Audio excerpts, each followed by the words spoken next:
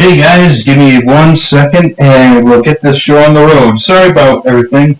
Had some huge technical delays, but those have been sorted out. Alright. Let me turn the volume down on this. That way you guys can hear me. And let me grab the link and tweet that out.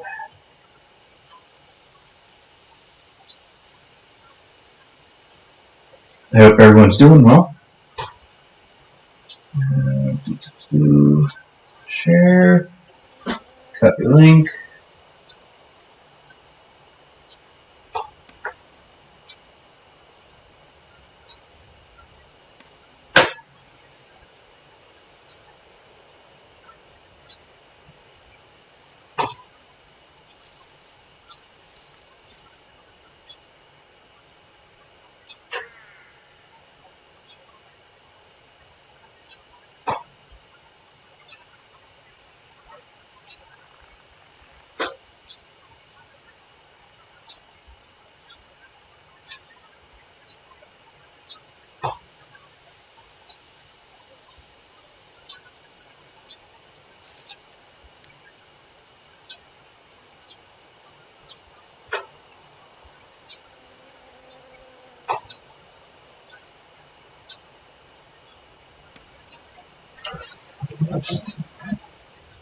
All right, send out the link. Now let me see. Let me pull this up. Let me pull this up so I can see the chat. And haha, we got. Yes. I'm aware, Snow, that I am very, very late.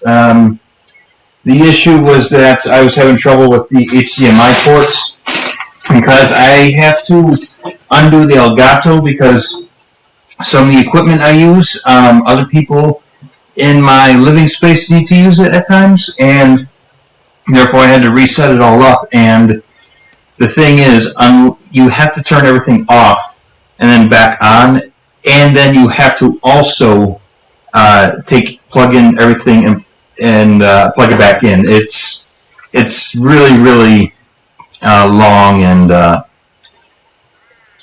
wouldn't say ridiculous, but it's not something that you can just fix real quick, unfortunately.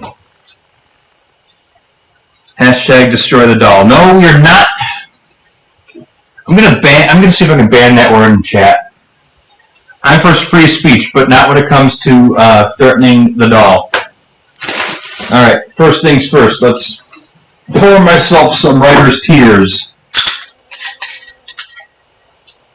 Oh, I wish you guys could smell it.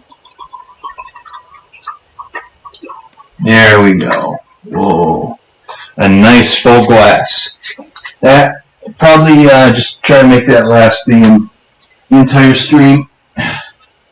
Like I said, I don't like to chug it, I like to sip on it. Destroy the... No! You know that those... What's the no for? Is the no for destroying the doll, or is it for something else?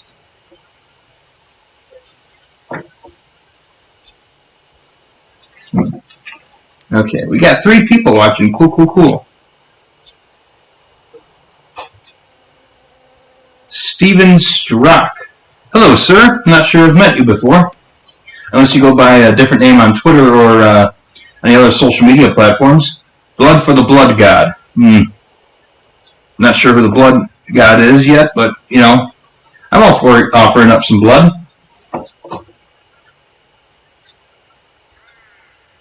Alright, let's see here.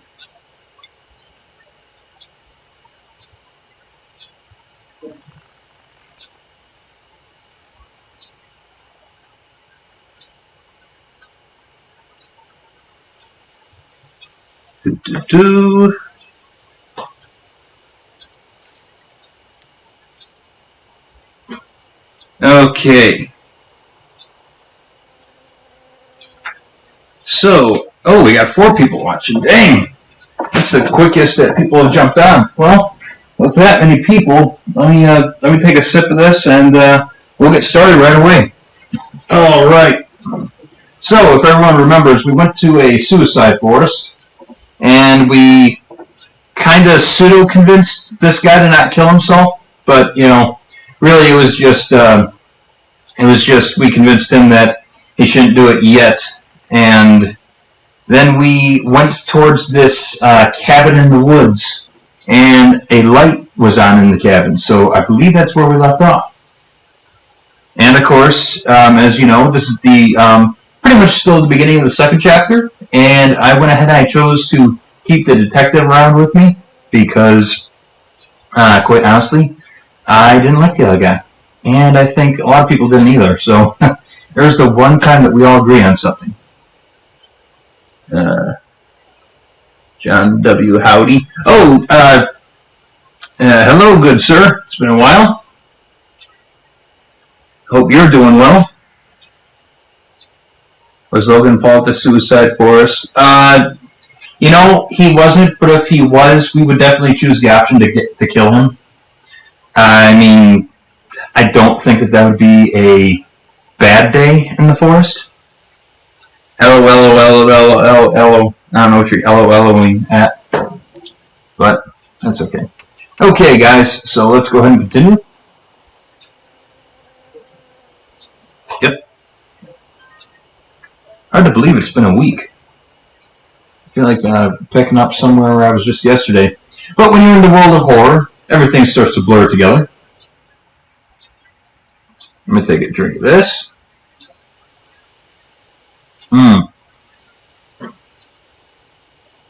Oh, it's good. Okay. Oh God, there's a dog. I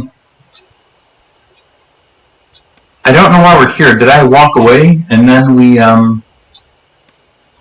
did I walk away and then we saved it here? Here, okay. Now there's nothing shining around, so let's go ahead and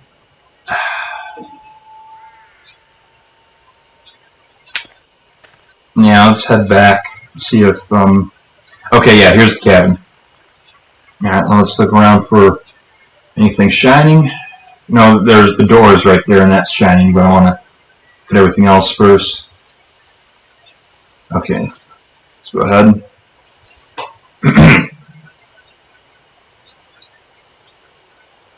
Sorry, I just got to readjust my mouthpiece. I go to open the door, and my hand gets coated with a sticky liquid. It smells sweet. Is this honey? Why would there be honey on a doorknob? Mystified, I step inside the cottage.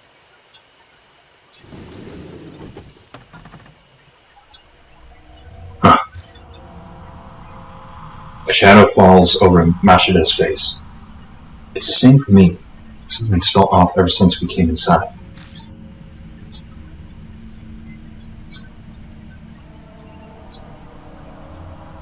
Get rid of the doll. No! No!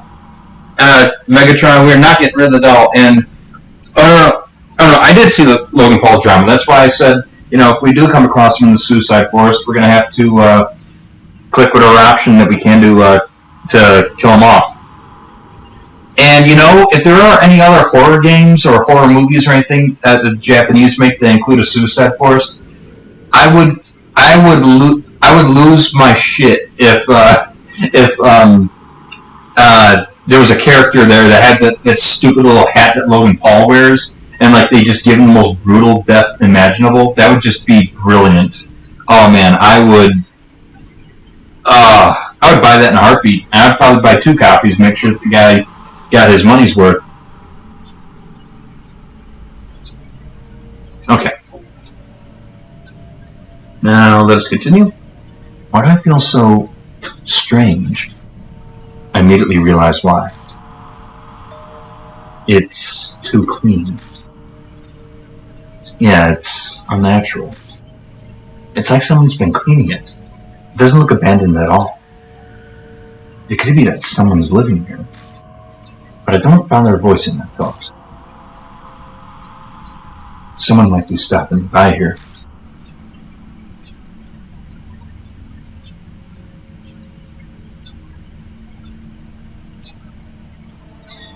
If we're going to investigate, we better hurry. The Toy Story alien hat? Yeah, that one. You're right.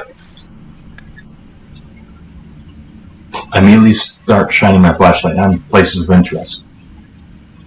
What do you think is in this bag? It's pretty big. That certainly is concerning. Let's take a look. Mashida carefully opens the bag. You know what that reminded me of? It reminded me of if you've seen the first Saw film, it reminded me of the tarp that was over that one guy when they took the tarp off. It was a dude caught up in a trap the Jigsaw laid out. That's what came to mind. Sorry, Saw's been on my mind a lot. I've been super excited for the new Spiral movie that'll be coming out in May. Saw is my favorite horror movie franchise, and I might be bringing up Saw a lot, even if it's not related. So my apologies ahead of time. Mashida carefully opens the bag, but it immediately loses its balance and topples to the floor. I have expected that to happen. Oh shit! Oh shit! Shit. What rolls onto the floor is a corpse. A woman. What's with that body? Oh god, are those bite marks, or are these from the drills from the guy in the forest? Her body is drilled through drilled. Her body is drilled through with countless holes. A sharp, cylindrical tool must have gouged them. Even odder, her whole body appears to be covered in liquid.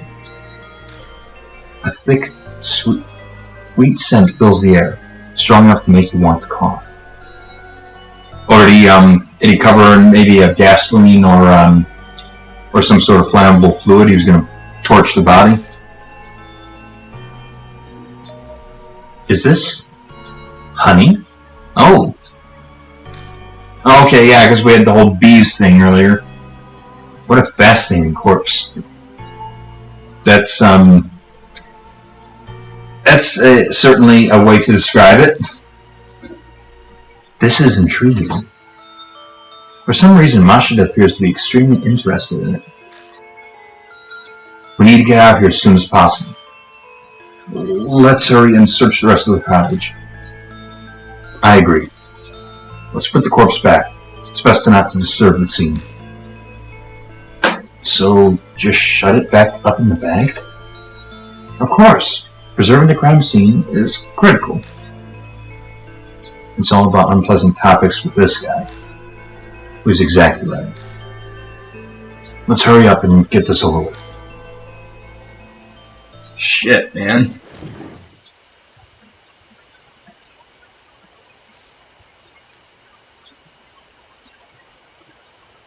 Yo, John, what were you puking at? Spiral better be good. I hope it is, and I've got faith in it because Chris Rock is actually a huge Saw fan, and when if you can find some interviews where he was talking about Saw, he actually has like an in-depth understanding of the lore and everything, and he actually appreciates the story of Saw. That he said countless times that's why he was invested in the movie. And I think that what Saw really needs is it doesn't just need the studio's insight. I think that what it needs for that breath of fresh air is to get that fan passion. And I think that Chris Rock is going to bring that. Because I don't know. Thing is, what I like about Chris Rock is he's someone who he's one of the few like Hollywood guys that it's like he can talk about current topics without alienating people, and he seems to put his passion into creating his own art, creating like his own comedy or his own shows or whatever. And I think that that's the kind of passion that Saw needs to revitalize it.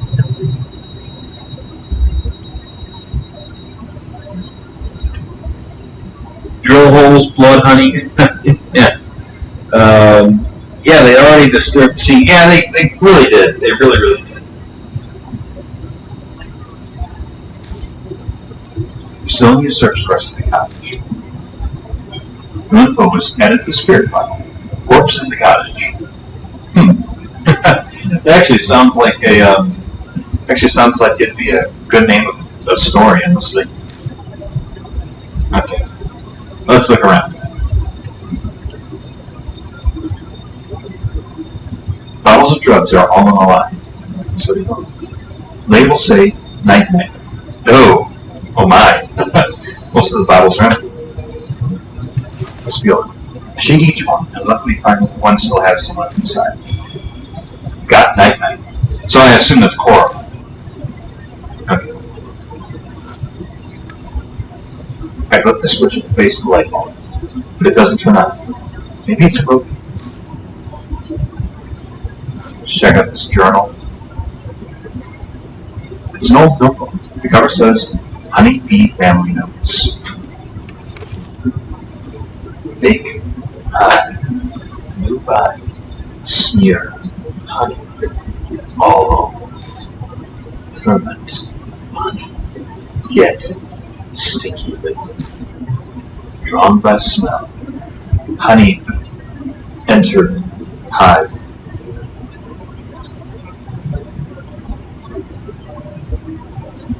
Spirit. Oh, okay. That's odd. It's like, if you want to look, usually. Oh, okay, there we go. Looks like some useful information I take with me. Oh! Okay, this is interesting because if we rip it out of the book, that might alarm the killer.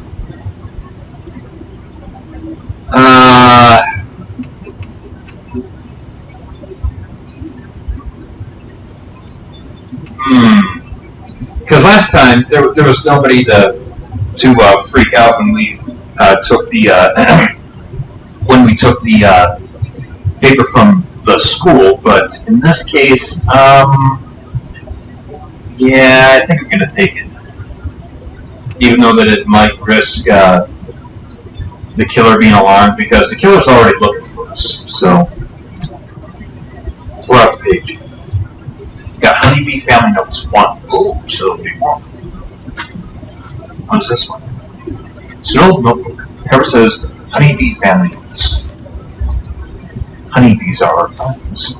Make them amiable with medicine from the spray. If they get mad, pay attention to the direction the hive is facing. Awakened honeybees lead the hive in the direction of the sun.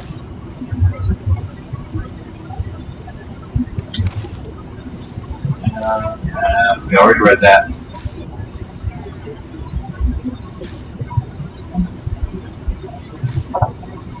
That looks like some useful information. Should I rip it out and take it with me? Yes. Take it. To our page. Got Honeybee Family Notes too. Okay.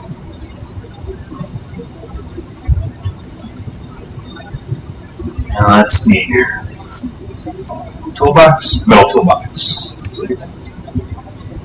There's a thin layer of dust built up on the outside. No one has touched it in quite a long time. It's locked. There's no way to open it. Here. Okay, we don't have the letter opener anymore.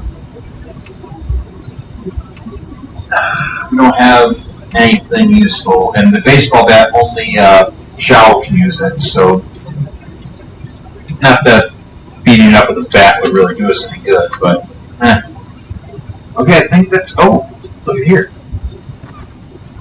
Remove the lid and look inside, but all I find is dust. Okay, oh, alright. Oh, look.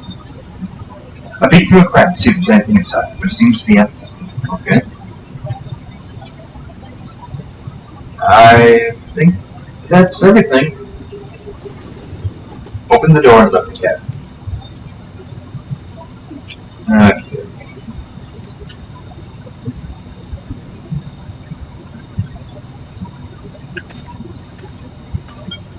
Let's see here.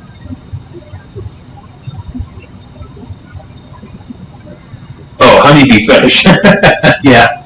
Yeah, I'd puke over that too. Ooh, 6 people watching. Sweet. Oh, hey, Slim. What'd I miss? Well, you missed a corpse that was full of drill holes and covered in honey.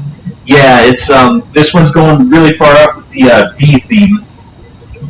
The plot twist is that it's going to be Nicolas Cage. Okay, the kid screaming about the bees again. Yeah, there we go. I just said that. They're in my eyes, yep.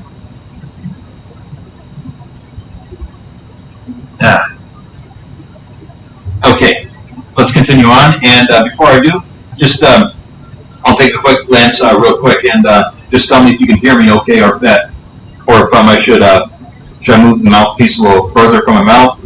Is it okay? Does it sound okay, or is it a little fuzzy, or tell me how the audio is. No.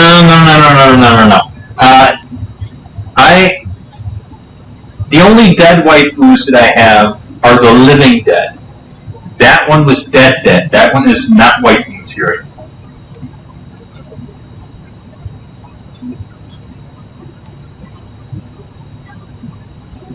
No, Slim, we are not playing that game.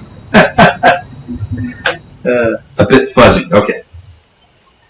Let me move the mic a little further from my mouth. Here, how's that? Any better?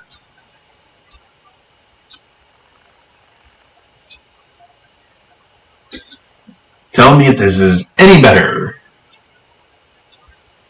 All the holes. There we go.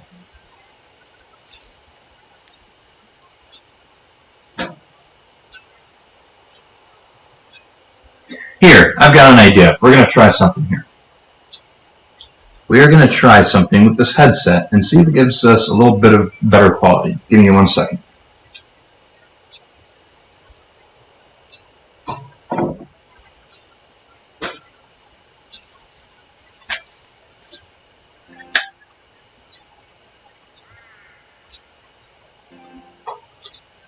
All right. Now tell me how that sounds.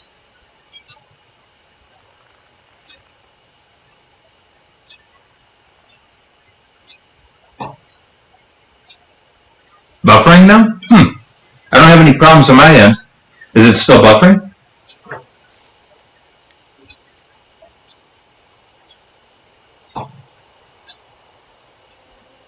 No, I'm still here. Hello. Hi. Here, I'm going to move the light a little bit. Let me see if it comes to the screen. Yeah, the screen seems to be working still.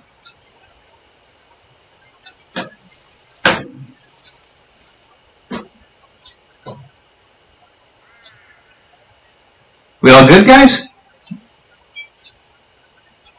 Okay, it's back. Oh, lost a few people. Maybe the stream had a little bit of a bug.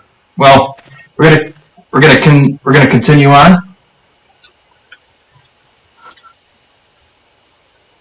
It's a grave marker placed to honor suicide victims. Let's look at it. Something's written in magic marker. Say the opposite of the truth. You'll be.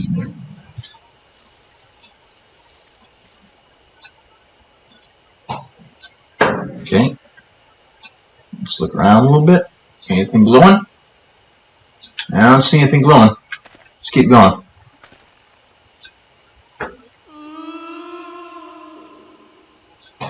Oh boy. As we continue through the dense forest, a pained cry suddenly echoes among the trees. Oh! Oh, I saw that. Don't tell me it wasn't there. There's a pattern on a tree trunk. There's an arm-like pattern on the bark. Is this even a natural occurrence? Let's feel it. I look around the tree to find a talisman on the exact opposite side of the tree from the pattern. Found a worn-out talisman. When I pick up the worn-out talisman, I feel warmth float through me. Sweet, I got soul power. The worn-out talisman crumbles silently in my hand.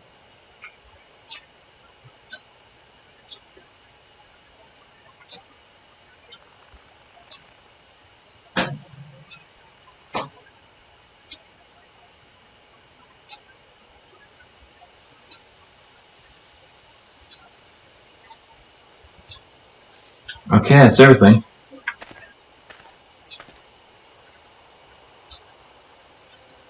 Okay, let's see here.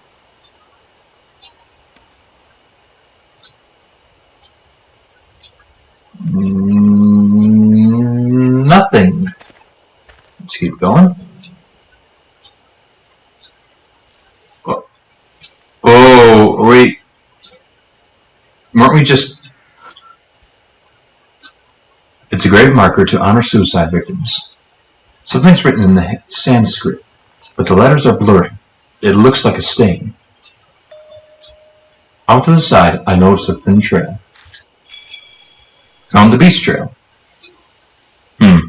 Another one, huh? Let's check this one too. I follow Mashida into the bushes. Oh! Ah! Mashida spots something and stumbles, falling backward into me. At the same time, every single hair on my body stands on end. I quickly look down and find, oh shit. Something is clinging onto my ankles, its expression anguished. It seems eager to speak to me, but his voice is incredibly hard to decipher.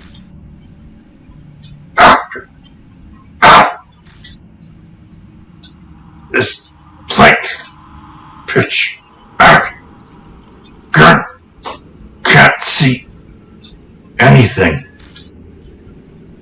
What's it saying? Wait, that grave marker said to say the opposite of the truth. But what's the opposite of the truth? Does that mean I'm supposed to lie? Live or die. Oh, hey, wait. Are you list too?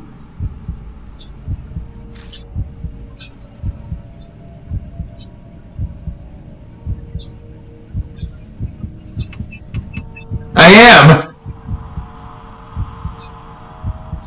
It looks sad and lonely. Only the dead are here. Safe. I hear another voice at my feet. Dead? Don't believe it. I don't understand. Who? Me? Ed? No, you're not dead. Deny it.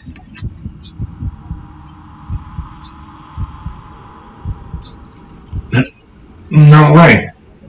I still have to affirm. It looks sad and lonely. Safe!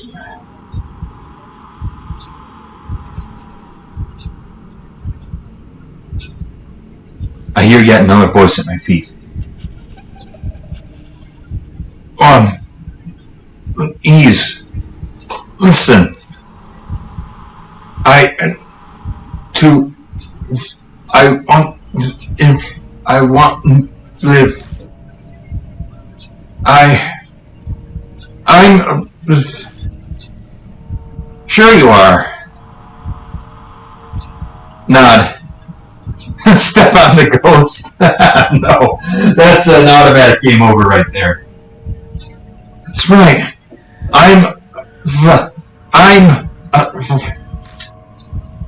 The voice sounds like it passes through me, and then sucked into the ground. Safe! This might be the first time that I've done all the correct choices. Woohoo! Score 1 for Salem. The next thing I know, the shadow clutching at my ankle is gone.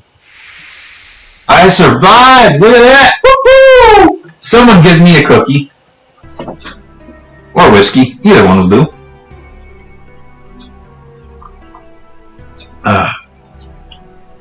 Which I will take a drink of. Is it over? Yeah, I think so. I thought I'd gotten used to that. But I hate it every time that it happens. It's not something you need to get used to. Mashida turns his back to me and wipes his face with a handkerchief. I guess he was sweating really hard. That's the best way to overcome it. If you love pain, then it's no longer painful. That's true, but there's no way I can do that. You're surviving all this okay? You're fine the way you are right now. Let's go. Right.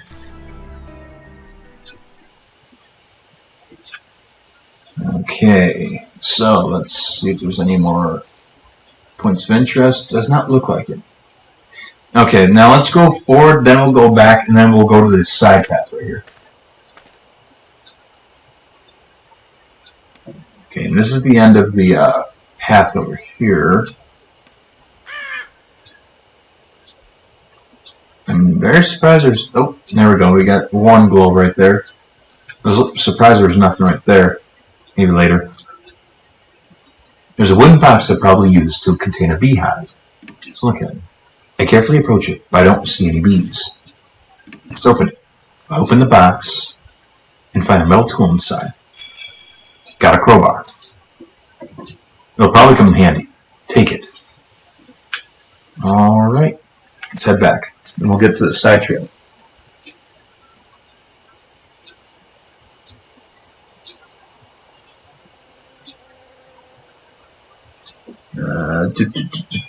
Let's cut through brush when you see a giant beehive here. It probably wouldn't be wise to keep going without doing something about them first. Damn insects. But we can't force our way through. It'd be a hasty retreat. Okay. So I'll have to come back here. Let's see. Is there anything we can see from this angle? Okay. Move forward. I don't think there's anything we can see from this angle. So let's move forward again.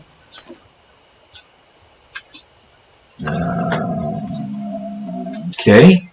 Move forward again. And I think we'll turn to the side at this point. Yep.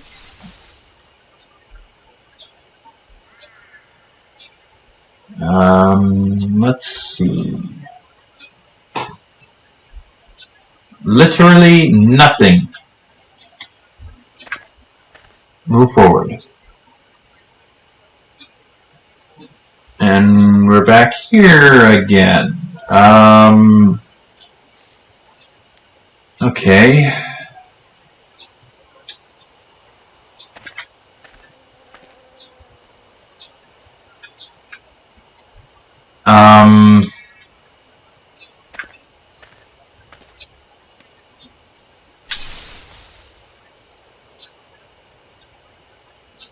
No, not what I wanted.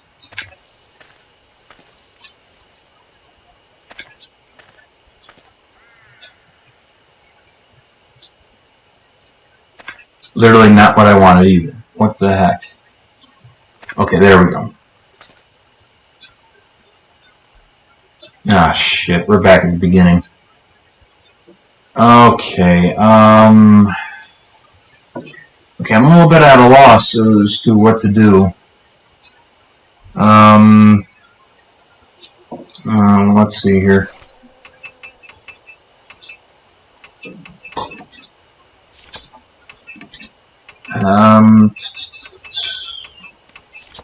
No, that's not it. That's not what I want. Shoot. Let's go Shimo. We find a corpse in a burlap sack in the cottage in the forest. The strange body is completely covered in what appears to be honey. It doesn't look like suicide, but who would do this, and why? The cottage is oddly clean, so someone might be coming here every day. Could it be the culprit? Okay. Shoot.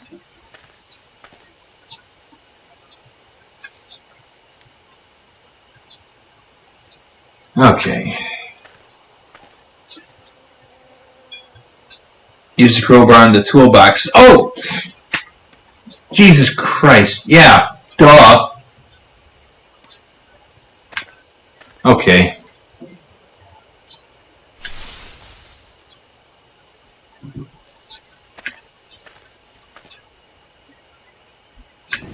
Hope the killer's not back. Alright, yeah, let's try that. Oh, shit, wrong button. Tool. Crowbar. I take out the crowbar and shove it under the lid of the toolbox. I put pressure on it, using it as a lever. The toolbox pops open. Got sprayer. Oh, okay, now we can get rid of the bees. Okay. Now I can use a variety of drugs. Woohoo! Hashtag 420, smoke weed every day. Manipulators will themselves be manipulated. What's that used for? The sudden voice makes me jump. I shake it off and turn toward it. It's a tool that sprays chemicals and pesticides. You put the container of drugs in here and then do this. I quickly demonstrate how it works. Mashida scratches his face. His brow furrowed. You're well informed. I'll leave that to you, though. And now I'm suddenly in charge of it. When I went to spray a drug, I'll have to choose which drug to use. Nice. Is this really something that hard to figure out? Never seen it before either. I still knew how to use it right away. New info was added to the spirit file.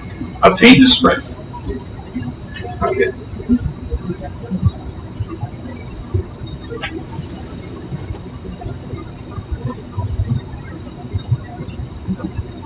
Make yourself go 9.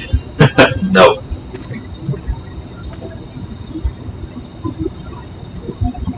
We're going to head back to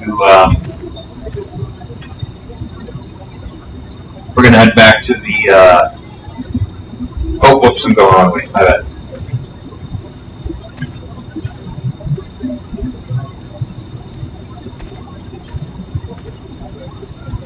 Okay, I think this is it right over here. I step into the empty clearing. The air is filled with buzzing of bees. There appears to be a giant beehive here. It probably would be wise to inform without doing something about them first. Oh yeah, there's that. I take out the sprayer and hold it in one hand. I should be able to use this to spray drugs. Make sure there's no other rows over here. Okay. Let's see what I got here. Page 2. Make higher fragment with this drum regimen. Page 2. That's the sprayer. It adds the potential in the direction behind the space. Things have behind the direction of the sun. Okay. I assume I'm going to use the night-night, but I don't know. I would think that'd be for somebody, for like, one of those fights, but I really don't see how else to go about this, so. Okay. Yeah, let's feel it. Thankfully, they're out of reach. The jammy. No idea how far the sprayer can reach, but life's not too high up. I should be able to reach it. Let's get the tool, sprayer. I already have the sprayer out. Now I need to choose which drug to spray. Okay, nanite. I take out the nanite and put it in the sprayer. I take careful aim and spray the drug. The beast movements get slow. Eventually the hive falls completely silent. Used up the bottle of night. I've silenced every hive in the area. Now we can pass them. They're just bugs after all. Insecticide takes care of these things. I'll leave the rest up to you. Okay. Just look around a little bit. I don't see anything. So let's continue on.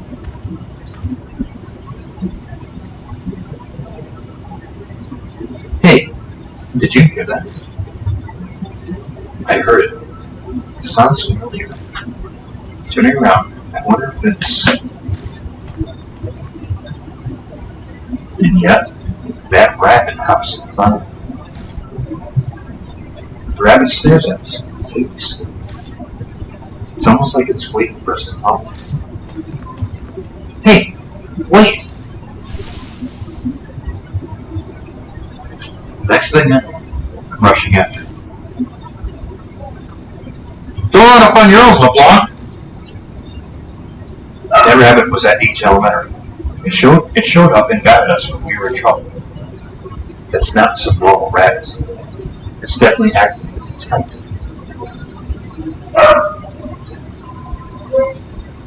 At last, the rabbit guides me to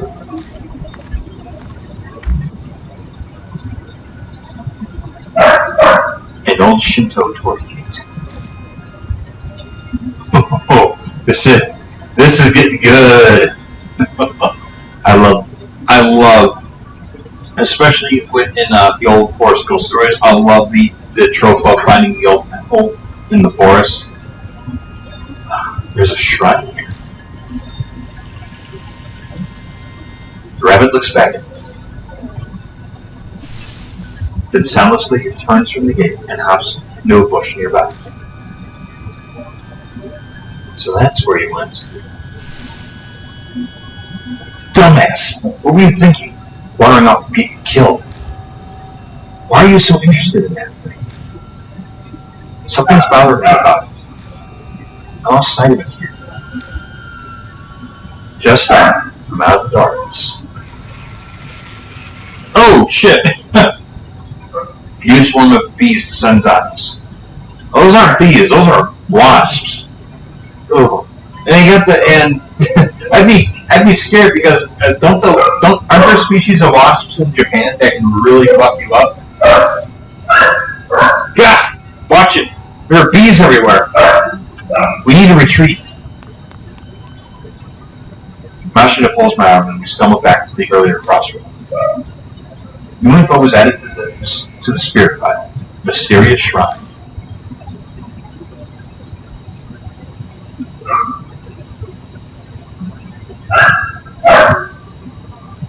Oh, looky there.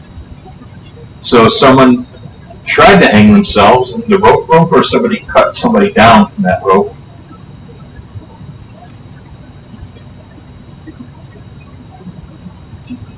Let's see here. So is behind me where the bees are?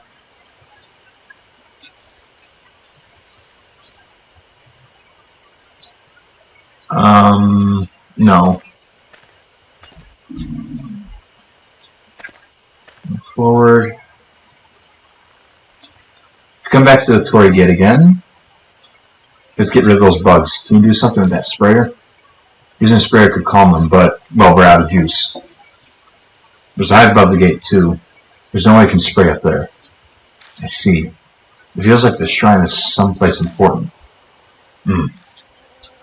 True enough, but that time the rabbit brought me here, it didn't try to go inside the gate. So maybe there's no reason to force our way inside. This won't descend on us again. This is bad. Time to run. We leave the gate as if being driven away. Okay. Let's go to the right.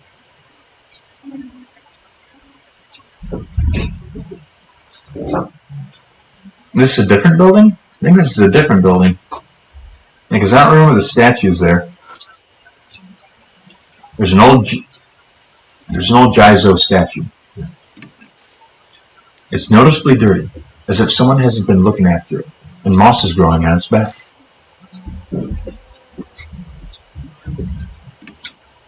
I pat around the Jizo statue and search it, and there's a strange texture on its moss-covered back. When I brush away the moss, I find a yellowed paper stuck in the statue. To the statue.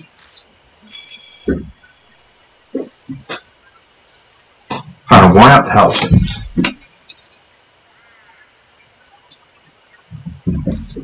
When I pick up the worn-out talisman, I feel warmth flow through me.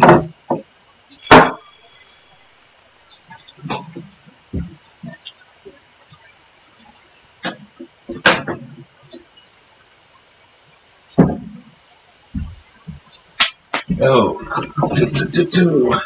I got soul power. The worn-out talisman crumbles silently in my hand. Now let's check out the cabin. There's some sliding wooden doors. There's a small crack between the doors. I can only imagine that creates a bad draft. The sliding doors won't open. They seem to be locked. Well, this has got infinite uses, it says. I take out the crowbar and jam it between the doors. Well, this is an emergency. I overlooked it this once. I can't break the lock. I throw my body weight behind the crowbar 2 or 3 times, then there's sound of metal breaking. Oh, man! I didn't break the crowbar. Huh? The crowbar snaps completely in 2 pieces. Crap! Lost crowbar and got broken crowbar. This is the metal worn out. Never would have expected it to break. It looks like the lock is broken too. So it all works out in the end. Time to look inside. Yeah, might as well.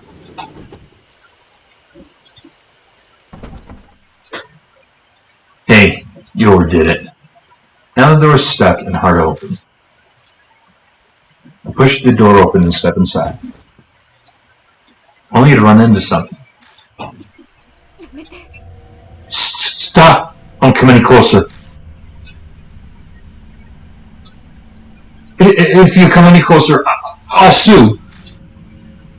The woman has backed up in a defensive stance. I'm a black belt in Taekwondo. Really? Even if you are, I don't think you're going to be able to maneuver very well in a suit like that. If you try anything, I'll...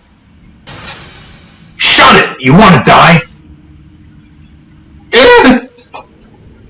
And Mashida's roar. The woman shrieks and falls silent, eyes wide. It's incredibly rude, but honestly ungrateful. We wait for the woman to calm down before asking what's going on, what she's doing here.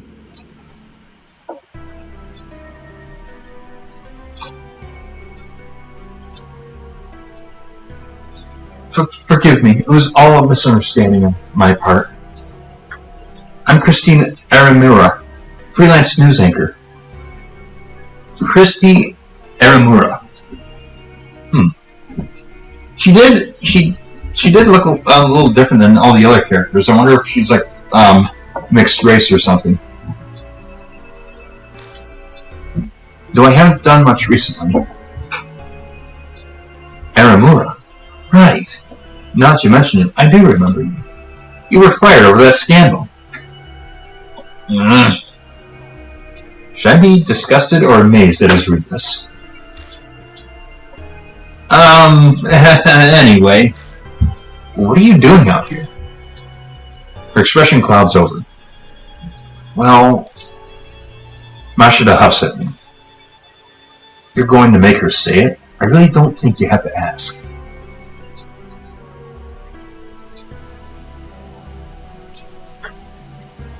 Masao Kumura's face comes to... Oh! I see! Okay. That's right. This place is... I was going to die. Yes, I know full well just how stupid that is. But sometimes it's the only choice you have left. I should have known better. Such a thoughtless question passed my lips.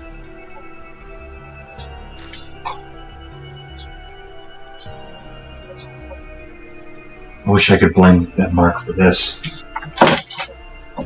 That tragic act of yours damn near got us killed. If you want to die, do it yourself. That's why I came out here, so I wouldn't cause trouble for anyone. At the very end, I thought about calling someone, but couldn't, so I made up my mind. But then, in the forest, I have a bad feeling about this. What was in the forest? A huge man. An extremely huge man. No, actually, I'm not sure if he was really human or not. But I saw a figure like that. And I suddenly got scared. So I ran into this cottage. I'm here to kill myself, and I just run from danger. I'm a riot. What's wrong? You two aren't saying anything. That's exactly what Mary was talking about. Yeah. Christy must have seen Shimio, which means she must also. Have you gotten a weird scar recently? One that stings every now and then? Uh-huh. I know the answer just from her reaction. How do you know? I only noticed it myself. There's a strange bite mark on my palm. This is crazy. Someone receives the mark when they're already planning suicide. The height of irony. We've heard her out. What now? She planned on dying. Do we need to help her? What an asshole! Holy shit! Holy shit! You know what though? I don't know what's worse, because if we brought the teenager with us, he'd probably be legitimately acting like a misogynist towards her, and be like, hello lady, or whatever. It just, no matter who we brought with us, someone was going to be an asshole to her. Anyways, help me. I'm not going to kill myself anymore, I swear, so please, I'm terrified of him. Her eyes are serious. She must mean what she says. It might only be a temporary change of heart, but... Alright, we'll help you. Our home base is Kujo Mansion. We need to go. What's going on? What? What's happening? The light won't turn on. This happened before. Back then.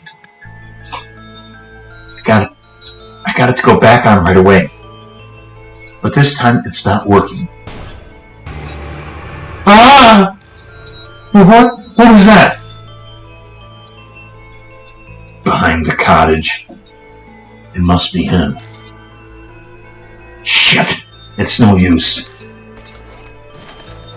I give up on the flashlight and stuff it in my bag. But what's the plan now? Do we bunker down in this cottage? We can't even lock up? Or we have to run out of the forest. Staying in the cottage would be suicide. This place is strangely clean. That means someone is coming here.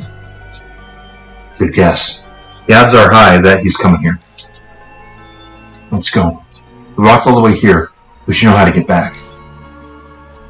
You're seriously going? Are you mad? Sorry, but we're out of time. Stay here if you want. I'm not going to stop you.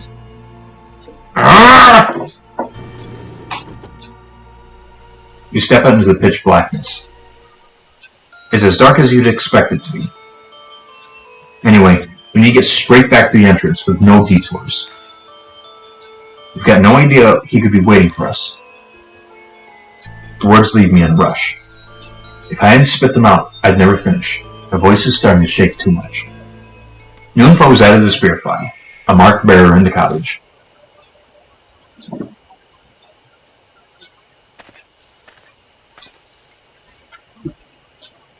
We're out of Fork already. Which way? Where do we go? I think east. We came from the east. Oh, okay. Yeah! Hey, don't yell! Something's coming closer. We need to get out of here fast.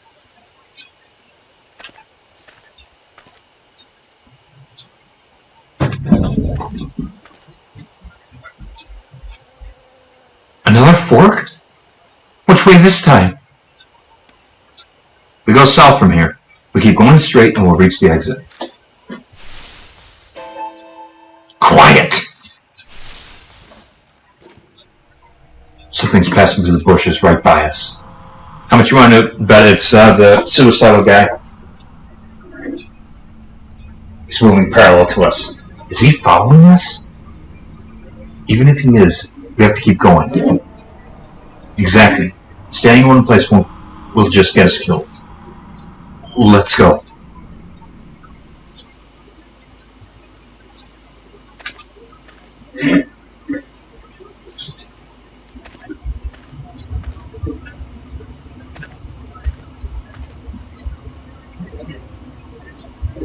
Wait a second. Christy suddenly stops. What's wrong? Someone's coming. Huh? I'm telling you, someone's coming. Out from the darkness jumps. Shao? No! Why? Why is this asshole here? God damn it! Oh, old man! Oh, thank God! I thought you had been in further. Wait, why are you here? Oh yeah, you guys were gone so long, I got worried. Okay, so I psyched myself up and biked over here. Seems like you're in real trouble. Good thing I came. You can say that again. Anyway, we're on our way back. Yeah, sounds like a good idea. Shall we out of here? Oh, okay. Oh, thank God. I thought we were going to get in a whole incident.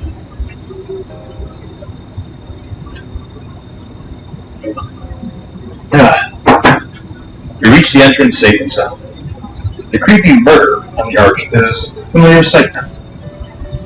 Alright, if we made it this far, then we must be... Time to get back to the car.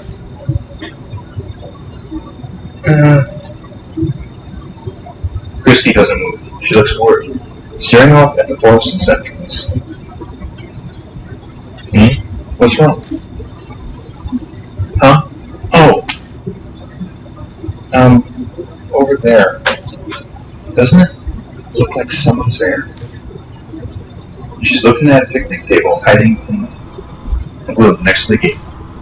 My gaze is drawn over, as if by magnets. Wait. What is it? Oh! Holy shit! Holy shit! Wow! Wow, that is... Oh God, that is creepy. Let's look at that. Oh God. So, I'm guessing that's that guy that we came across, but... You know what's weird is his body looks a lot older than when we saw him before.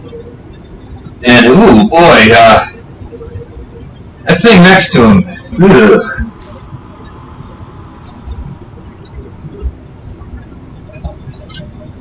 The scene before me is strange.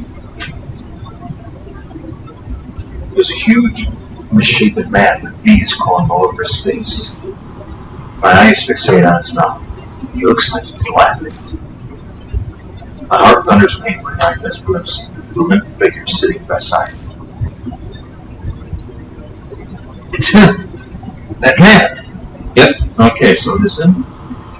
He's gonna commit suicide. Masao Kimura. It's definitely him. Control those that are different and exercise. That strange voice echoes in my head. My vision warps. He's dead? Kimura's dead? When? Why is he even at the bench? My legs give out, and when I can finally focus enough, I find myself kneeling on the ground. Well, old man! Keep it together! It's still okay. He hasn't seen us. We have to escape all we can. Christy's completely out of it. She won't move an inch unless someone drags her. Let's go. We're going to the parking lot. Quiet. Shout. You bring her. You got it. Come on, Mashita. Let's go. Mashita? He's gone. Huh?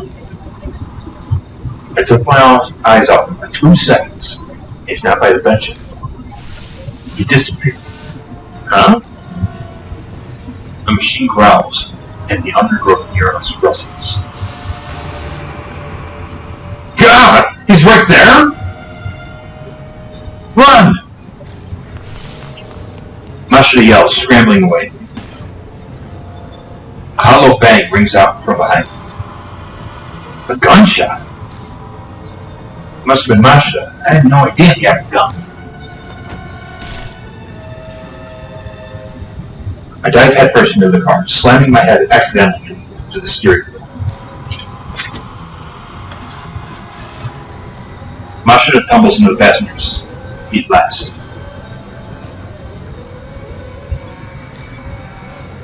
You didn't tell me you had a gun. Why would I tell you? No time to talk now. Just hit the gas. I'm trying. The engine won't start. Shit. Old man, what are you doing? Mashita looks through the front windshield at the figure approaching. Hurry it up, he's coming. Just shoot! Shoot the fucking thing! Christy cowers in the backseat, her head in her hands. I just noticed this. Mashita's pupils are fucking yellow. That's pretty badass. That's pretty cool. Please, God. Something bumps to the hood of the car. The whole vehicle rocks. Violently. But then, you turn on! Go! Let's get the hell out of here! Tire squealing, we race out of the parking lot.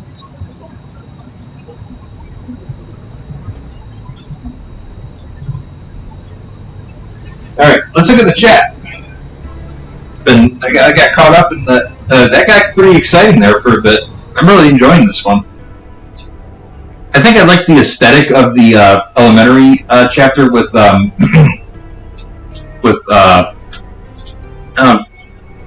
I forgot the spirit's name, but I like the school a little better.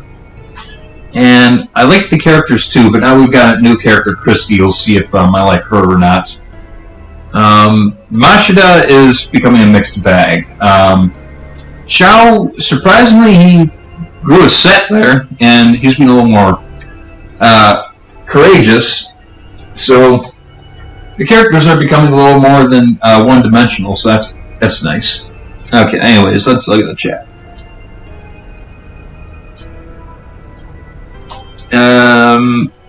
Bro, she's a solid 9. Oh, so Slim, you like the new character, eh?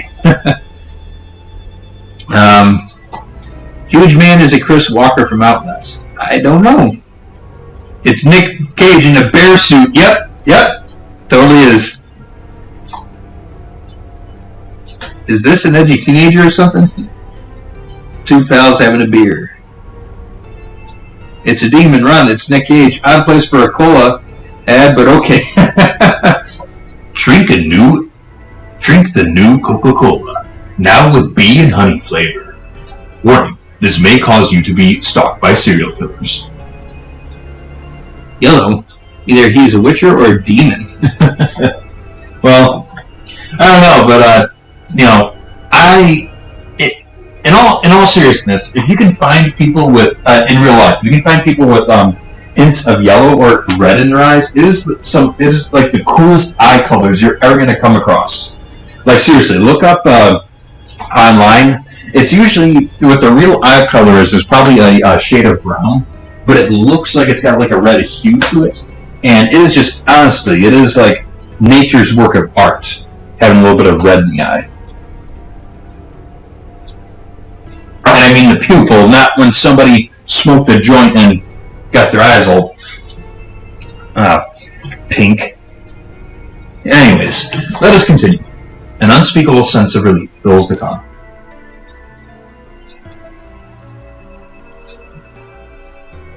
If feeling truly alive is a real sensation, then it most definitely feels like this.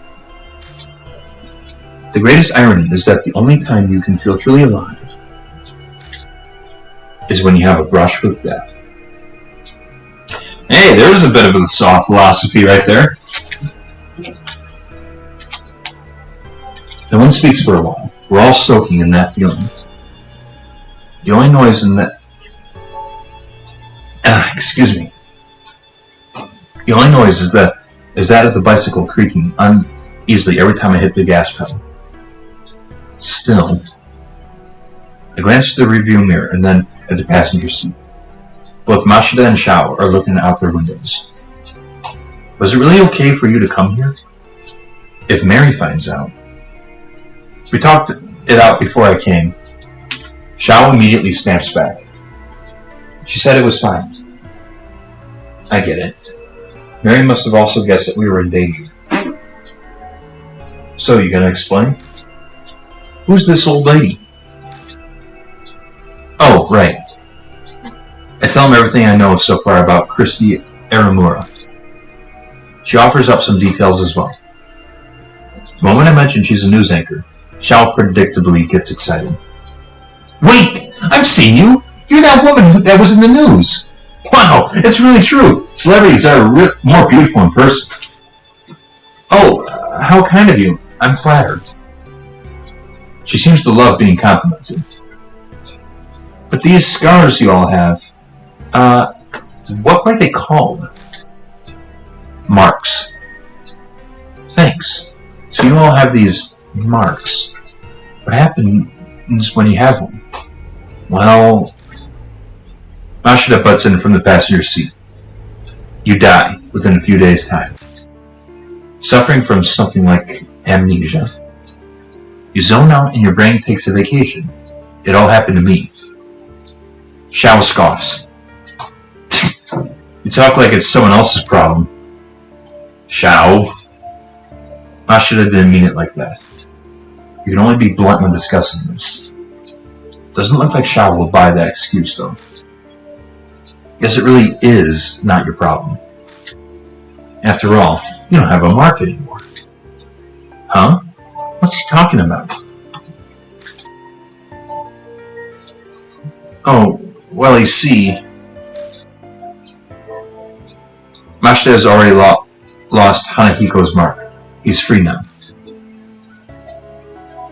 Okay, that line was just cheesy. Look, which line? Which line you getting at, Slim? So there's no good reason for him to be there with us, but... You're putting yourself in danger for the truth? I can't believe it. You're like a saint. Christie's exaggerated compliment is drowned out by Mashida's sardonic laugh. It's nothing that noble. But thanks to that, I've learned that I most... Excuse me. Good God.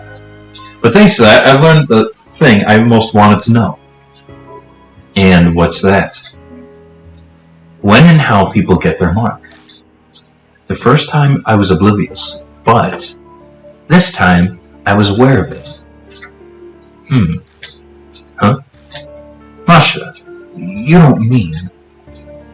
He gives me his usual crooked grin and shows me his wrist.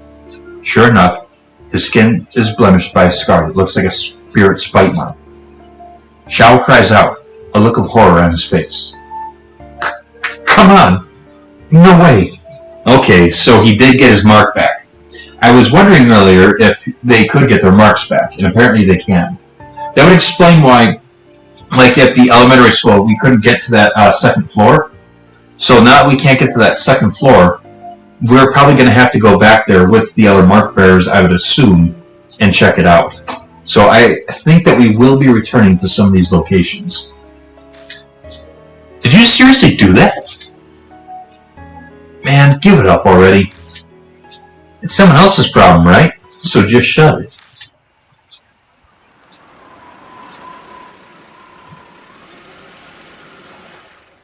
Truly alive when brushed with death.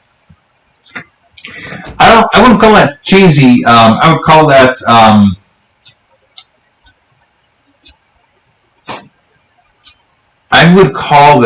how would I describe it? It's not deep, but it is an observance that we all have to make at some point. And I think that quite a few of us tend to forget that. Masha, could I say something? What's wrong? Nothing's wrong. You never told me you had a gun. Oh, that. He laughs scornfully and shoves a paper bag into my hands. I open the bag and find a revolver-style handgun at the bottom. If you want it, take it. That's not why I... Masha keeps on talking without stopping to hear what I have to say. It's loaded with 5 bullets. You can hang on to it. But promise me. Promise you what? Don't use it on anything other than a spirit. Not that there's any proof it'll work on them. Of course.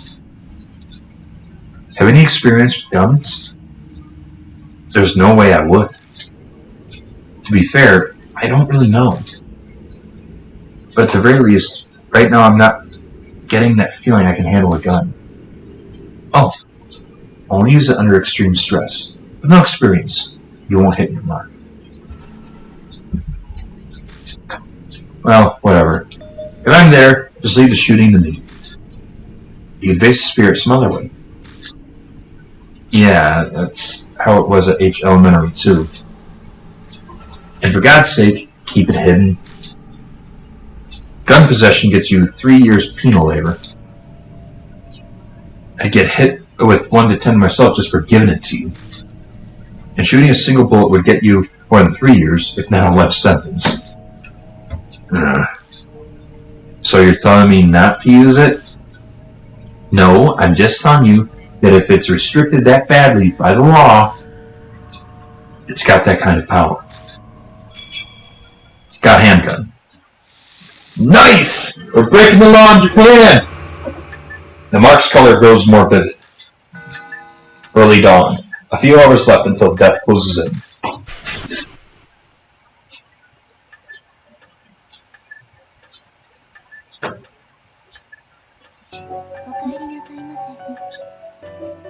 Welcome back, Lord LeBlanc, Lord Mashida. And you as well, Lord Shao. It appears that the woman with you is also a mark bearer. He introduced Christy, and then Mary proceeds to fill her in on everything. The mark after your life, memory loss, and the spirits who burst them into the living. Christy accepts her new reality surprisingly quickly, as it's only natural after what she saw in the forest. I then update Mary on what we found. I see. What a close call for you. I can hear relief in her voice. But why did she let Shao go? If you must know, after you left, Lord Shao insisted on traveling to the forest as well. Her eyes flick over to Shao. Like hell I was going to let a couple of strangers decide if I live or die. Shao puffed up his chest. It was quite the issue. A selfish attitude like that could get all of you mark bearers killed. I normally would have refused. Did something happen? No. I admit I had a foreboding feeling. I sensed danger was closing in on you, Lord Monk. So we went an emergency measure. Lord Shaw, please know that I will not allow such a thing a second time. Her cool voice is icier than usual. Shaw was so self-centered, I wonder if she is actually getting through to him at all. Now, from what you have told me, you are possessive. Oh, God, I can't believe I read that wrong. You are positive that it was Shinyo who gave Lord Shaw his mark. Yeah. That ugly monster is definitely the huge man I saw that time. The fact that I have the mark now, too, proves it. Mashida rubs at his wrist, smirking. So, what exactly are you planning? Don't tell me you're seriously thinking of fighting that thing. There's no way you'd win. You're completely mad if you think I can. She's right. A certain someone's awesome bullets didn't even scratch it. You need a tank or something to beat that thing.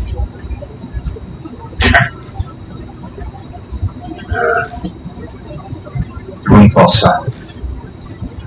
I'm sure all of us are thinking what we saw back at the course.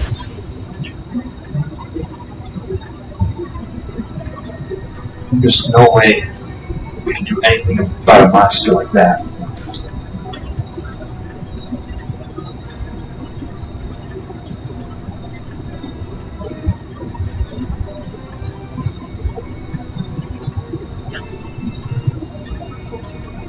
You have to leave it to the police.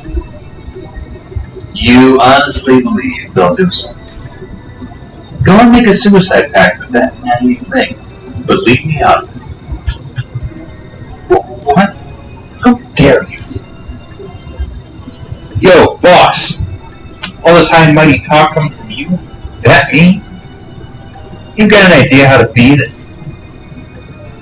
How the hell would I know that? But I'm willing to risk my life to find one.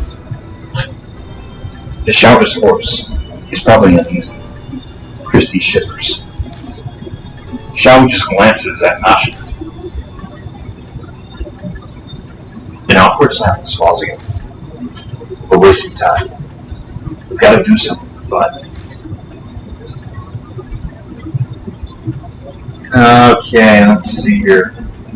I'm going to turn to Mary, because I think that she is always the one to be the foundation to work off of. And I think that everyone needs to cool their heads and get on an even level. Because I think that since Mary has the supernatural elements, that it's natural that people are going to put a lot more faith in her. There's nothing I can do but rely on the doll. I glance over at Mary. May I interject? Sounds like she read my mind. We have only a limited amount of time until dawn, when the spirit vanishes. Do what you can before then. It would be wise to get our information on shipping. You say that, but the way we can find a needle in the haystack, we gotta have a clue first. Then, why don't we check out the bee farm that's north of Beach Shrine? Reports say several people have seen Shimio there. Hardly anyone ever goes there now, with the weird events in the forest. Why is it a bee farm out there? The cult called Honeybee family used to live on the planet. No one's there anymore. How come? They committed mass suicide. A mass suicide in the woods. I've heard about that somewhere. Mashina might have mentioned it, something similar before we entered the forest. The tabloids and gossip shows made it up 5 years ago. They never revealed the details though, so the public doesn't know. Oh yeah, I remember that. But my club took all my time back then, so I don't know much. You seem to know quite a bit about the forest, Christy and Aurora.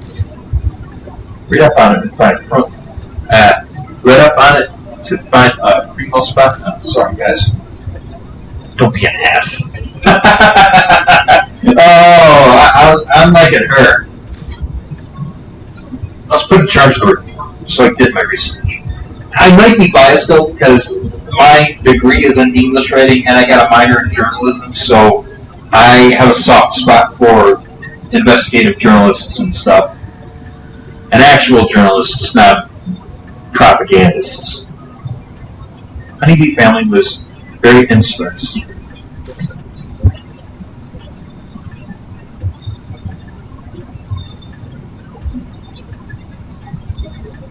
I heard the mass suicide end was all the members following their leader.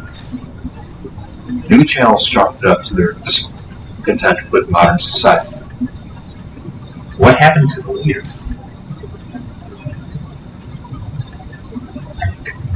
Rumors say it was also suicide, though I saw an old picture of him and he was a huge, obese man. Suddenly, everyone was holding their breath. No doubt we're picturing the same thing. The monster at the forest entrance. The dead guys come back to life. We want to go to a place with a zombie. That's totally insane. It's just like the rumors say. That forest is cursed. There's no way I could. Just standing there, the voices of suicide victims surrounded me. Shut the hell up, Hag. No more words out of these lip flaps. Jesus Christ. But now it's not the only forest that's cursed. I filmed to kill myself, and now I'm at this mansion. I'm cursed too. And so are all of you. Her mutters have a dark edge. If Shimio is somehow connected to the Honeybee family, then the key to destroying his grudge is going to be there. Oh, right. What are you going to do, old lady? You still want to die? I'm considering it. But I'll help you guys while I settle on my decision. I'll pass on a monster fight. Wow, you'll help? I'm shocked. You leave your mark alone. You won't need that hike back out there. Well, I hate Owings. Owing? Owing? Gotta be it. I hate owing strangers. Jesus Christ. Huh. That makes sense. You wouldn't put an E there. Okay. Especially pushy guys like you. She seems grateful that we saved her. There's no reason to refuse her help. We need as much as we can. The night is drawing to a close. The key to escaping the mark does seem to lie within the forest. Lady Christie has said Shimio was often seen near the bee farm. It may hold a connection to him. Good luck. New info is added to the spirit file. Temporary retreat. Okay, let's save this. Saving complete. Good. Alright. Let's go with Christy for a bit, and then, as much as I don't like Shao, if we do come to a point where we will have to pick somebody again, I'll go ahead and bring Shao along for a while. But for right now, we'll go with Christy Aramura, so we can catch up a little more on her.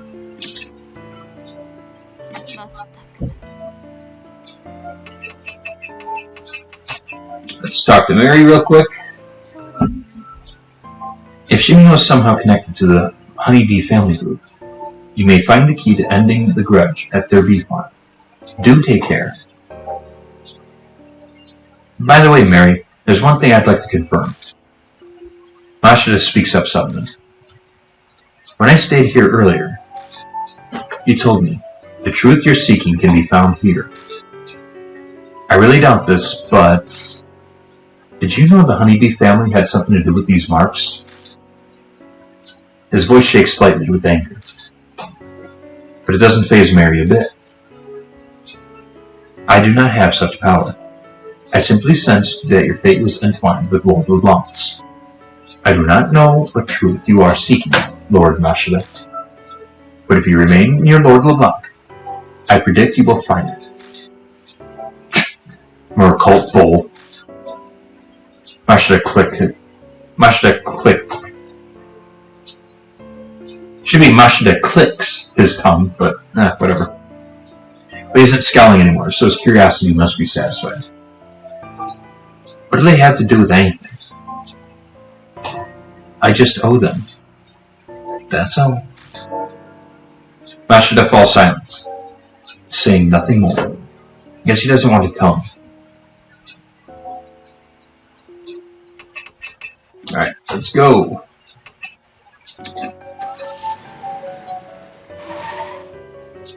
Take another sip. Absolutely love this whiskey.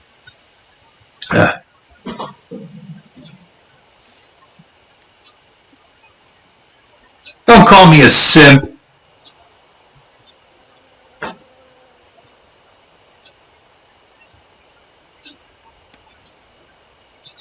It's a cult. What did you expect? Yeah, I think I was sensing that coming up too. Especially since suicide was the theme of this chapter, it seems.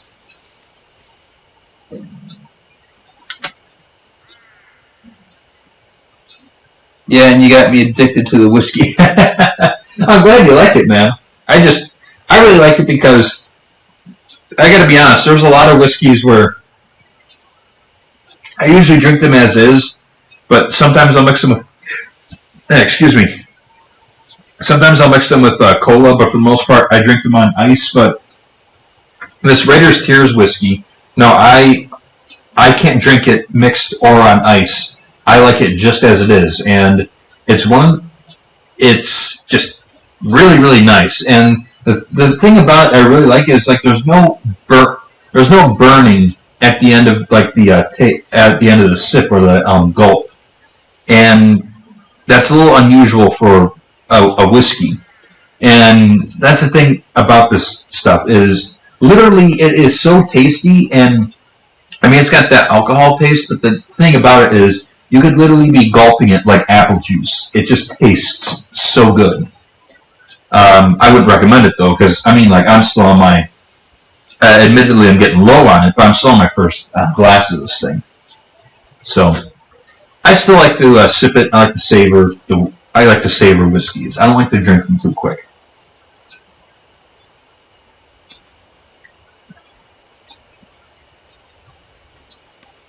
Okay. We come to the forest entrance once again. That man is gone, it seems. Look at the old picnic table. What was Shimio doing back then? Making a corpse sit next to him. It's almost like he was having a picnic. Did he just want a friend? What do you mean? Nothing. Sorry. Just talking to myself. Don't worry about it. Let's go. I haven't learned anything about him yet. I tried changing the subject. But I still can't stop staring at the picnic table. Alright.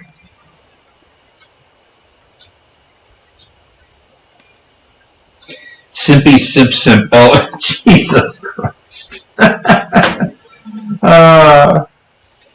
Now I'm hurt because I'm a simp. Try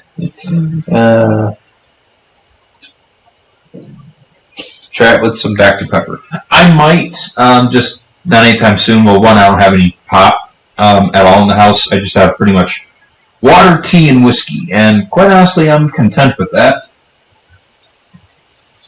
Alright, let's look around a little bit. I think they already looked in there. Wood trash container, look at it. I don't think it's been used in a long time. There's no garbage living around it either. Feel around it. I feel around the inside of the container. My fingers hit something hard. It's got empty bottle. There's something else too. Pick it up. It's a crumpled piece of paper. With Lee family fun. Play catch. Liquid got on sticky. Bees gather over and over. Game interrupted. That's all it says. Is this a diary draft or something? Got honeybee family draft. Okay. Oop. Bench, table that man was sitting at seems something's on it. Let's look at it first. I shine the flashlight on it and sparkles gold. It's a glass container with a metal lid. Alright. Carefully pick it up off the bench. Got a bottle of honey. I can't believe you're willing to touch that. That's where he and the corpse were. Maybe it's a gift. No, it's probably more like he just forgot it. Huh? Just then, I see something lying on the table itself. It's the cap from a soft drink. The inside of it is still wet. I don't see the bottle itself anywhere.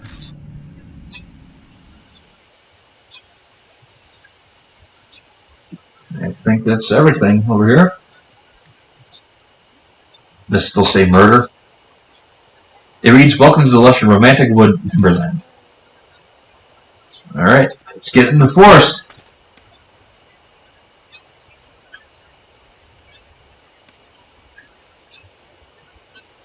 Pretty sure it's going to read the same, but we'll still look at it. Them is written in the magic marker. Say the opposite of the truth, you will be followed. Okay. Let's go to the side. Let's check out that thing first. I mean the cabin. My apologies.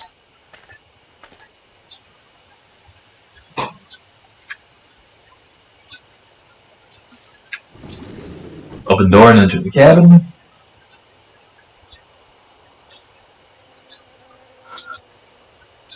Peek through the crack to see if there's anything inside, but it seems to be empty. Okay. Yeah, we're not going to address the corpse anymore. Remove the lid and look inside, but all I find is dust. Okay.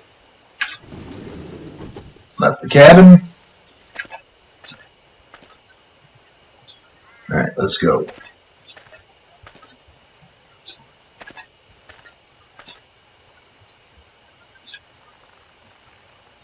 Anything around here? Nope, just still a handprint.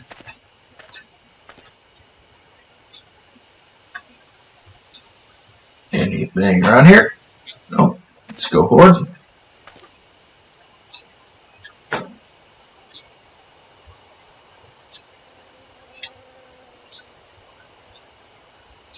Let's go forward again.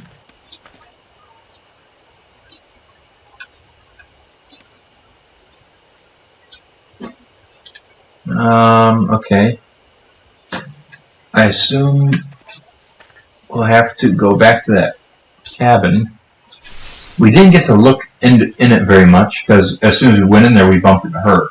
So let's go ahead and go forward again.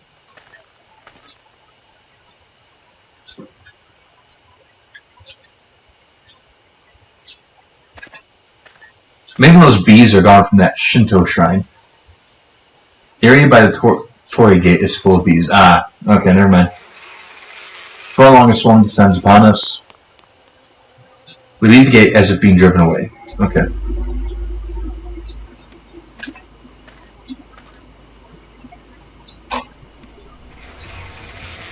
The buzzing of bees fills the area. Looks like there's another giant beehive here. Probably wouldn't be wise to keep going without doing something about them first. We're probably going to find another bit of liquid. We're probably going to find another liquid in the building that we found Christy in. Because I don't think we have any. Let's shoot the bees. Yeah. We got a bottle of honey. Nah, I don't think that's going to attract them. Let's head back. Let's go back to that cabin. Ah, crap. Did not mean to do that. Yeah, the swarm comes down upon us. Leave the gate as they're being driven away. Okay. Let's try that. Nope, wrong way. Shit. There we go. Okay. Now I know where we're going because I saw the Oh my god!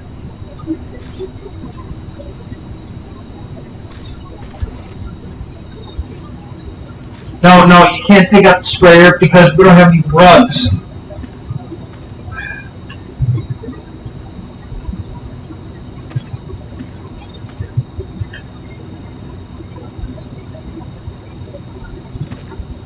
Oh my god.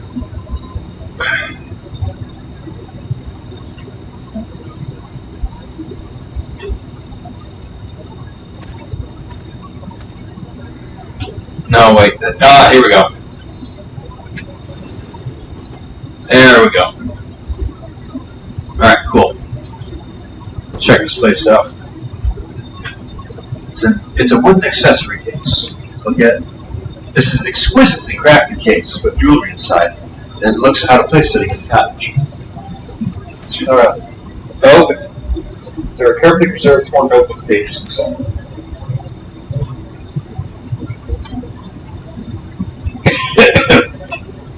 It is a holy journey, performed in a quiet place. In the area past the meeting place, there's a clue on how to get to paradise. You see that got honeybee family notes.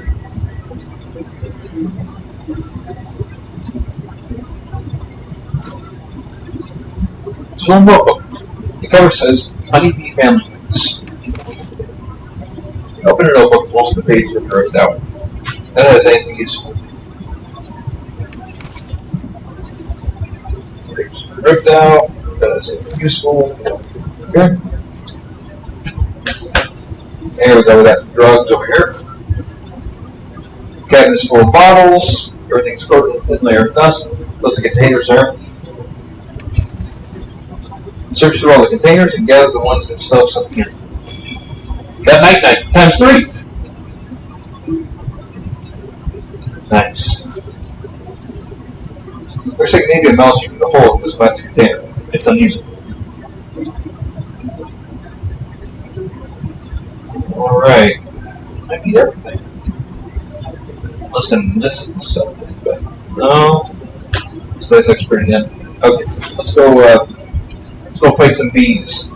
Here, okay, we can't go to the Shinto shrine because he already said that the beehive is too high up in order to spread. So we're just gonna go ahead and go to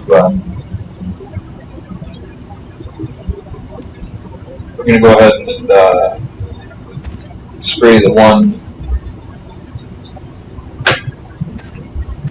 hive. No, wrong way. I wish that I had a bigger map to look at because the one in the corner, it doesn't give me any sense of where I'm going. Buzzing a bee fills the area. Looks like there's another giant beehive here. Probably wouldn't be wise to be calling down doing something about it first. But I got some night.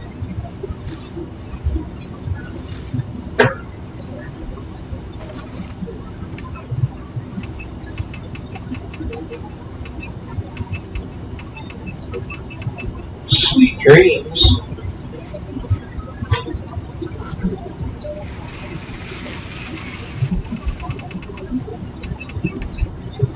I take out the nutmeg and put it in the sprayer. Take carefully aim and spray through it. The bee's movements get slower. Eventually, the hive falls completely silent.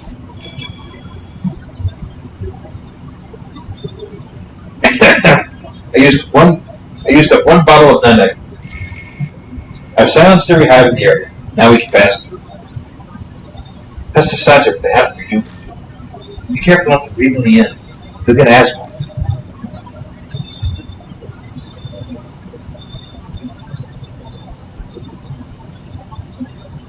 Okay, I don't see anything else, so let's get going.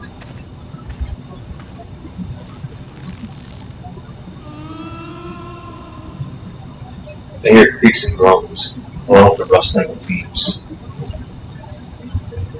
Okay. Maybe some ghost. There he is! And look, he was hanging from the rope. Okay, so we got two dead ends. Let's head to the side where the ghost was. Why not?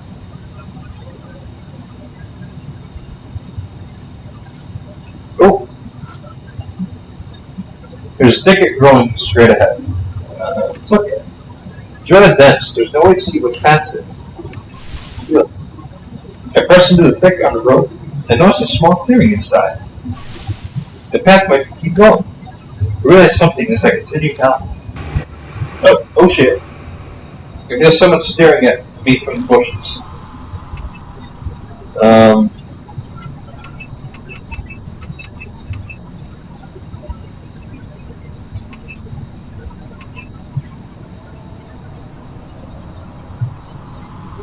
Yeah, fuck it, let's do it. I tried to slip through to the front. Hate me, but a strong force pushes me back.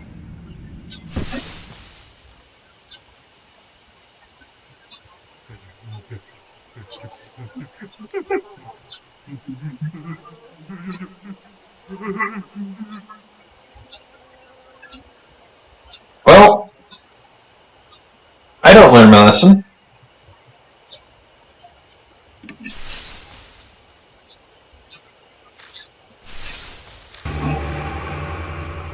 I feel someone staring at me from the bushes. Let's ask my partner. Please, try it. What? Me? I guess I'll have to. She faces the figure and offers up a prayer.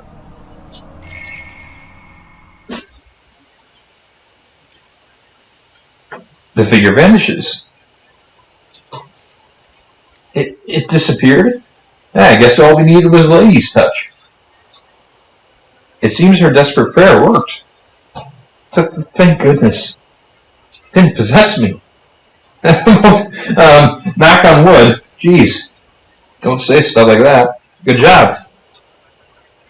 Let's keep going. Oh, ho, ho, ho. There's blood on that.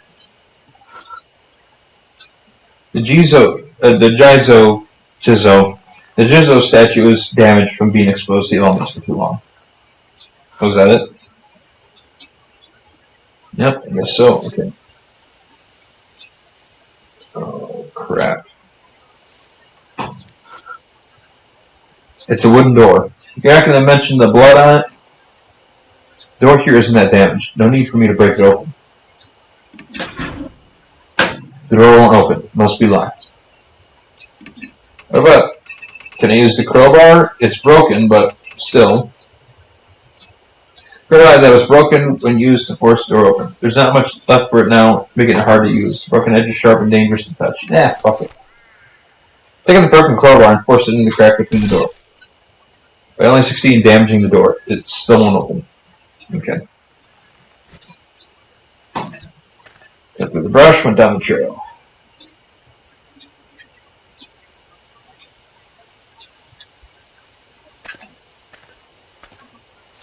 Alright, let's go to the other direction. That's the dead end.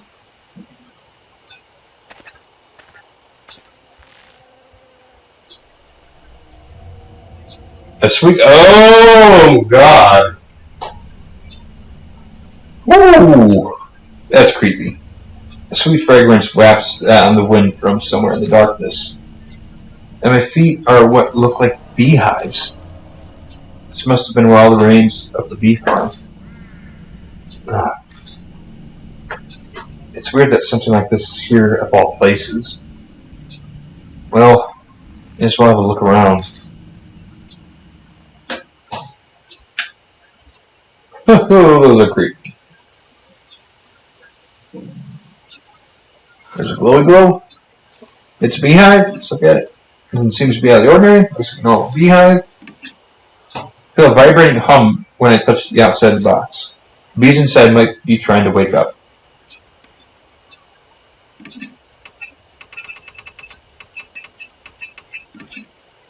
Take out the night and put it in the sprayer.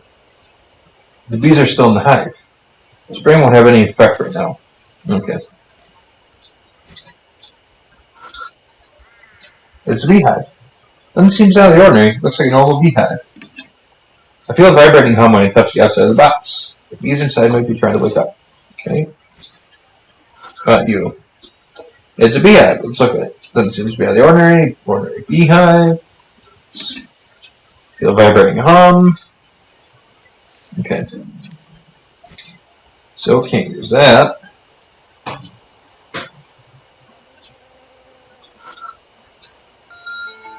Dangling from the tree are human corpses. The skin is as white as wax. Countless holes are drilled into the bodies, and bees are buzzing in and out of them. My mind flashes back to the corpse in the cottage. It's just like that woman. Christy is looking away. How horrible. Why would anyone do this? The beehive at my feet starts to rattle. The pitch black cloud suddenly rises up, overwhelming my vision. Oh! Something invades my eyes and nose. It's a swarm of bees. Eek! No, stay away from me. Live or die. Even more bees are coming from the hives. Which hive should I close first?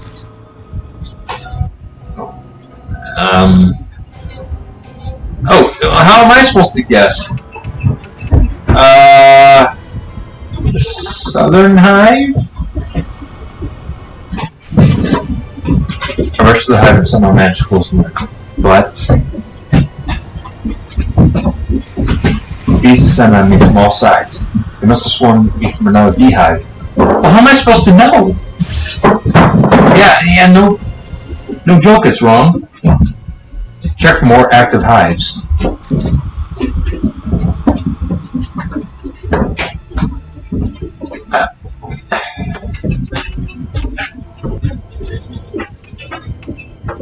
Western? I dive at the hive and close the lid. The bees start sending me from another hive. How am I supposed to know which hive it was? Yeah, I'm dead. Because how in the heck am I supposed to know which hive it was? Check for more active... How do you know that they all had bees in them?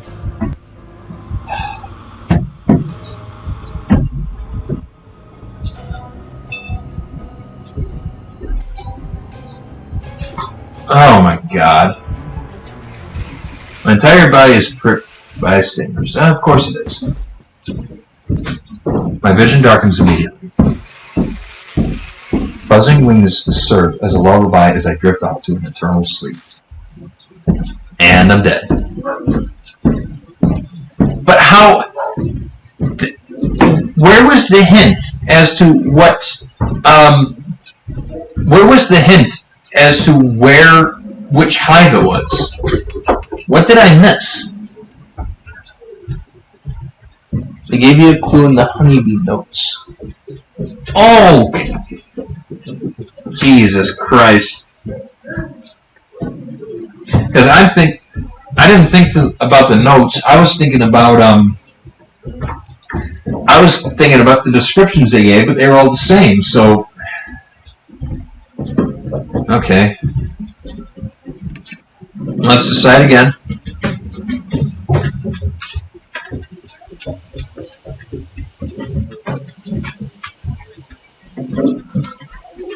So yeah, dangling from the tree, looking at the corpses, yeah, skin's white as wax, and got a bunch of holes in them.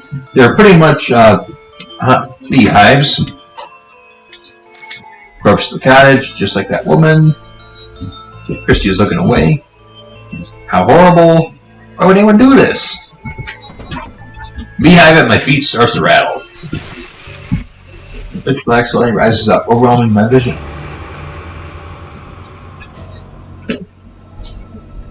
Swarm of bees. Eek! No, stay away from me! Live or die.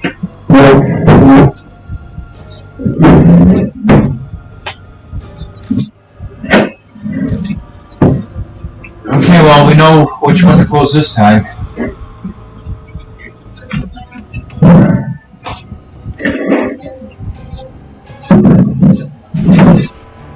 I rushed to the hive and somehow managed to close the lid. I heard the disgusting sound of bees being crushed. It seemed I was able to stop their attack.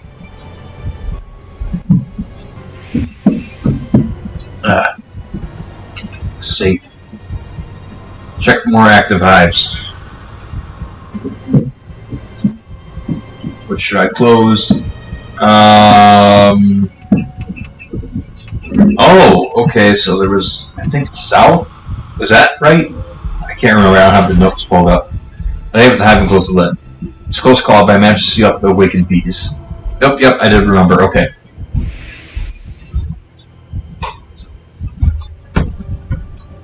Wait, I'm curious. Can I look at the... No, I can't.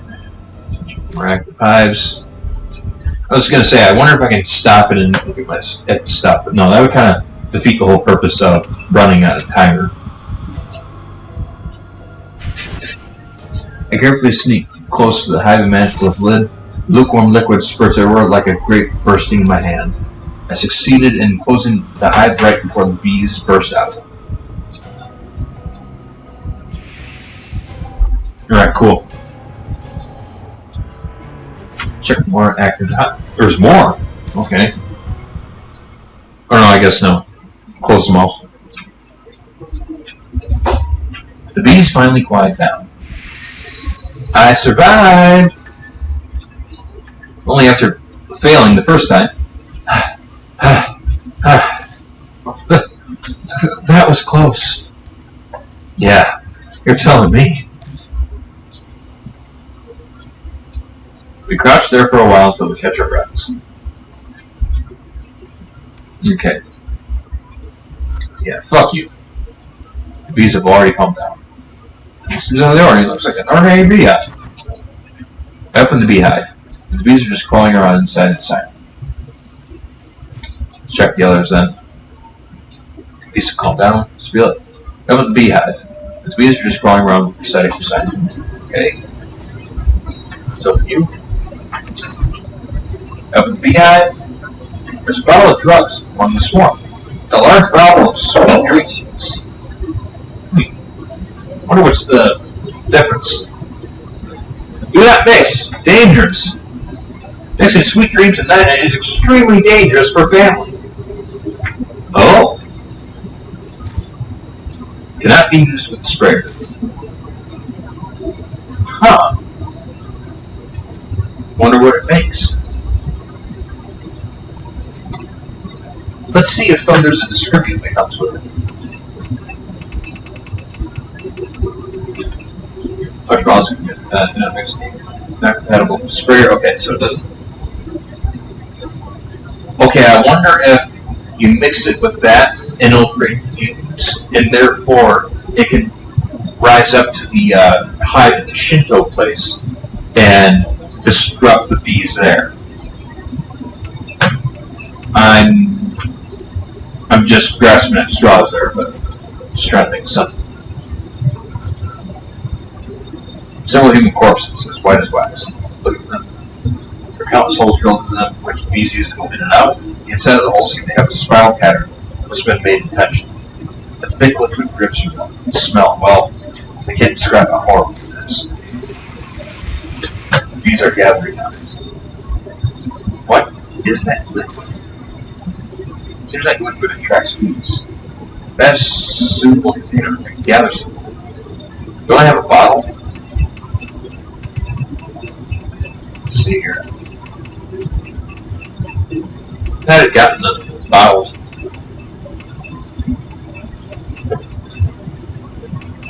Yep, here it is. Take out the empty bottle and gather some of that dripping liquid. Got stinky liquid.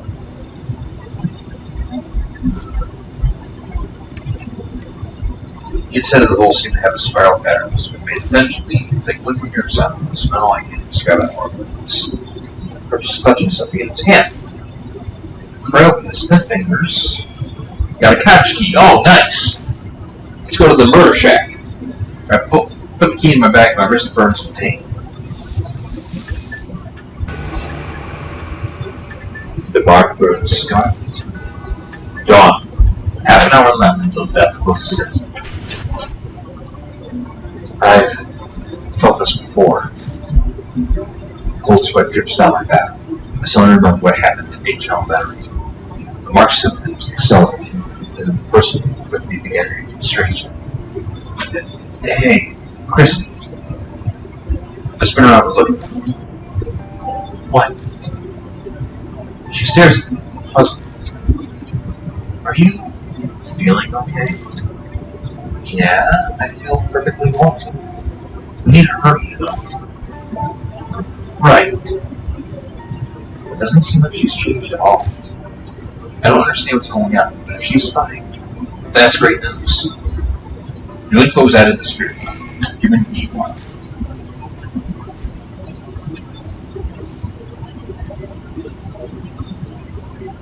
Okay, I think we've exhausted our time here. Let's go to the murder shack.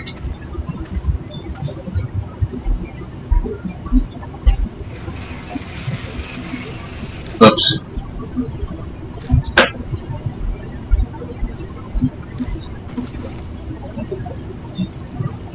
No, we're not going to do that yet. We're going to go to the murder shack first.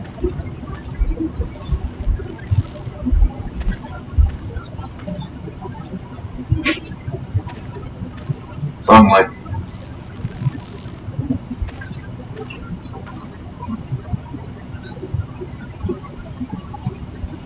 Wrong way again. Oh my god.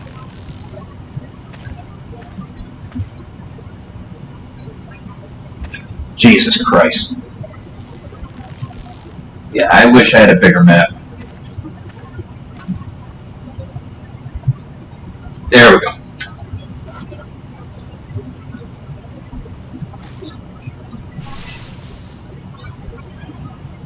Murder shack. Let's do this.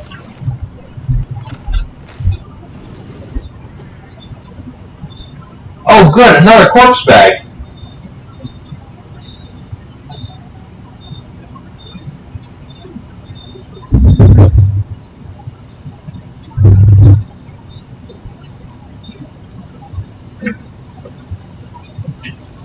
No really sweet smell permeates the inside of the couch. Pretty sure it's honey, huh? Yep, there's the bag. I have spawned a white object that was carelessly left lying around. That can't be. Don't tell me. You're thinking about opening that. I have to check it out. We don't have much time left. Before we do, let's see his notes. It's an old notebook. It says, Honeybee Family Notes. Yep, look at it. Family won't die if they're dreaming. You have to portray our compass. Wake them and hit them. Do it until they calm down. Be careful, everyone. They wake up. Family is only human.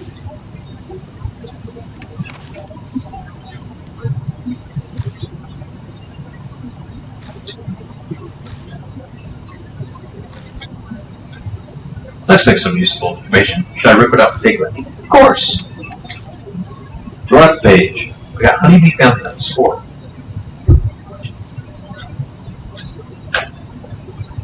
Ooh, we got a bunch of objects here. Okay. I think it's that small box. The outside is covered in something that's horribly sticky. Look at the books. Several bug-eaten novels. They're unreadable. Not so much for that. The light bulb is blackened inside. It'd probably be dangerous to turn on. All the bottles look cracked or damaged. I don't think I can use them. There's a small container. Ugly Lady is written on in faded marker. Must be someone's idea of a prank. Open up the container. Inside is something that looks like a dried tree root. Got a dried root. There's a scrap of paper stuck to the tree root with wire. Everyone's gone. I'm all alone now. I want to see everyone. Oh, my head is so foggy. I can't remember how. I think the last thing I need to do is combine those two, but... Those two... Oh, they're talking about the nightite and then the other substance we got. Let's see what this is in this container. The inside of the container is corroded. I don't think I'll be able to use it, okay? I think that's everything except for the bag. Alright, let's hit the bag. A big burlap sack is slung against the wall. It's incredibly lumpy, making it easy to determine it is holding something. Just then, something inside the bag moves. It keeps squirming intermittently. Why? Why is it moving? A cold sweat breaks out of my forehead. I hesitantly reach out for the mouth of the bag. Holding my breath, I slowly open it. A sickeningly sweet smell hits us. Oh! It's the dude. It's a corpse, currently becoming a beehive. It's completely unrecognizable at this point, but I intuitively know who it is. Masao Kimura, who was sitting on the bench with Shimio and wanted to commit suicide. That can't be a beehive. Honeybees are burrowing into the holes all over his body, diligently making their hive. A faint noise we heard coming from the bag must have been the buzzing of bees. This is beyond insane. It has to be the work of Shimio. Once it's complete, another object dark. Dark? Another object. Oh my god. Jesus Christ. I can't believe I didn't read that. Objet d'art will be added to the repulsive BR. Just then I noticed some object stuffed in next to the corpse. The mismatched items seem almost like burial accessories for the dearly departed. Got a tennis ball, large bottle of night-night, and night-night times 3. Daze the swarm, then you'll be safe. Daze the swarm? Can I do that with what I've found so far? We return to Masao's corpse to the bag. I'd like to give him a proper burial, but there's no time for that right now. Hey, can I say something? Christie's expression is grave. Her face is flushed with shame. I know full well that it's far too late to be saying this, but I can't stand it. I can't take any more of this. If we run into this monster, no way will I be able to do anything. I'm not kidding. Whatever I said on TV, it's totally meaningless here in this forest. Sorry, but I can't help you anymore. I know this is out of the blue, but I thought it was now or never. I really am sorry, but I just can't do this. Christy stumbles over multiple apologies. No, there's nothing to apologize for. It's normal in situations like this. Any regular person would react the same. Hell, everyone would want to run away as far as they could. But her confession carries a dangerous consequence of its own. If, at some point, I end up fighting the spirit like I did at H Elementary, could she handle being my partner? New information was added to the spirit file. Reunion with Kimura. Okay.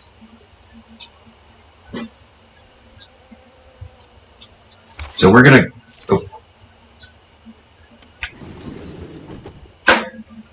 So we're going to... Okay. So we're going to go back and switch out the partners. Because, yeah, I'm thinking that we probably should have someone with us that's not going to freak out at times like this. And I did say that if we needed to switch out the partner, that would get Shao. there. So unfortunately, we're going to get Shao.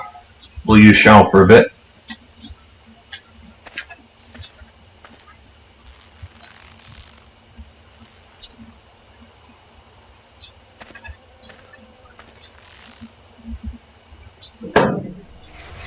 Ah, crap. Wrong way.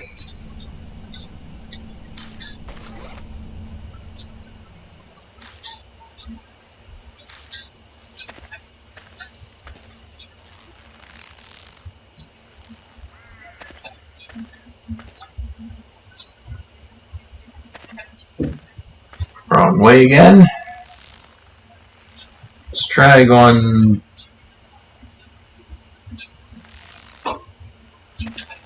Let's go that way. Oh my God! Jesus Christ!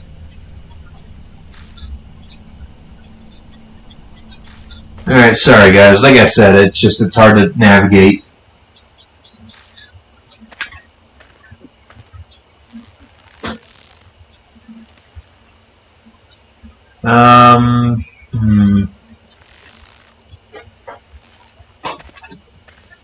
Let's go this way. Oh my God! Really?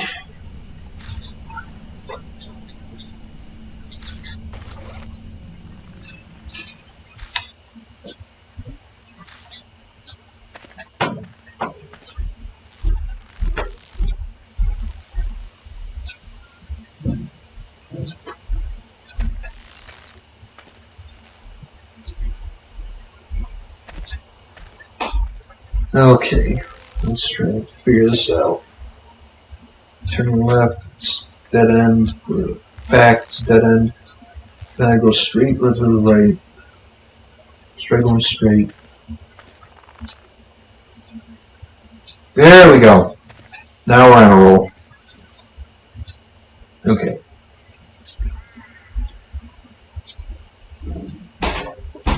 Let's go straight, I think. Oh, wrong way. It's fine. Okay. So go to the right. Nope, we're going back that direction. We don't want to go that way.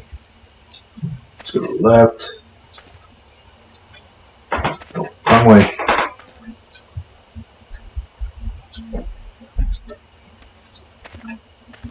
Forward? Nope.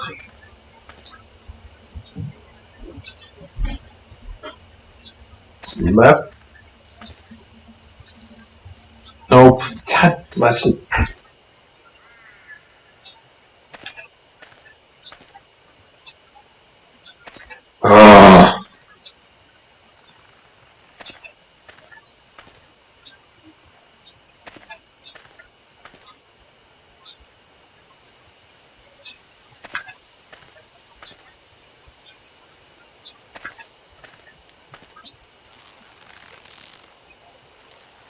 Now we're back all the way to the place where we stuck at.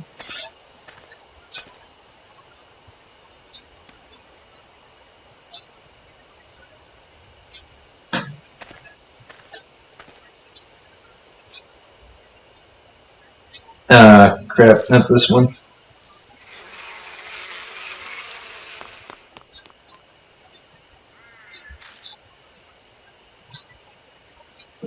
Alright.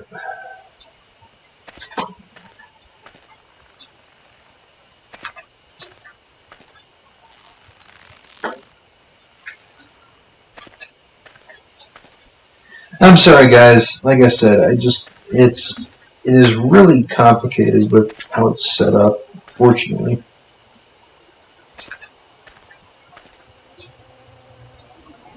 Ah, there we go. Okay, I found it. Cool.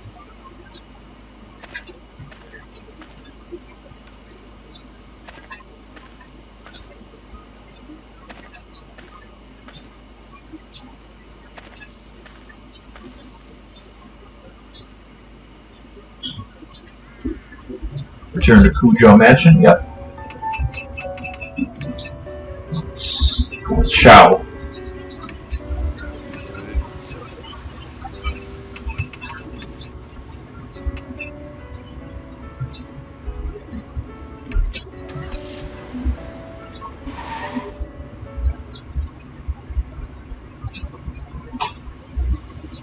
right, Shao. Don't let me down.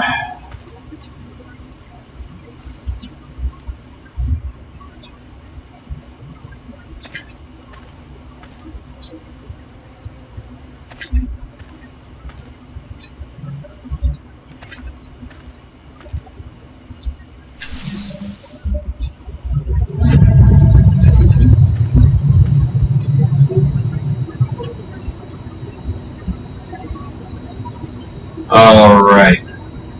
Let's do this.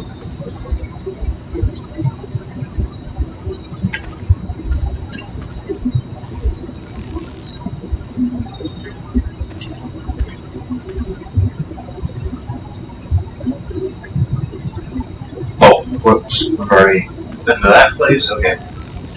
So let's go left. No, go right here. Okay. Let's go to the left up here. Yep, I think it's it. Yep, okay. Now we can continue. Alright, let's see what the chat says.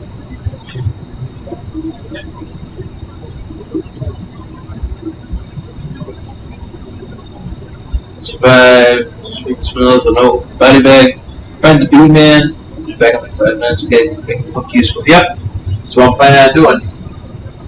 Buzzing a bee is supposed to hear. It looks like there's another giant beehive out here. It probably wouldn't be wise to keep going without doing something about them first. Yep. Getting on there right now. But they got the spray I'm holding in one hand. I should be able to use it to spray drugs. Oh wow, okay, there's a few. That explains why we got so much night-night that time.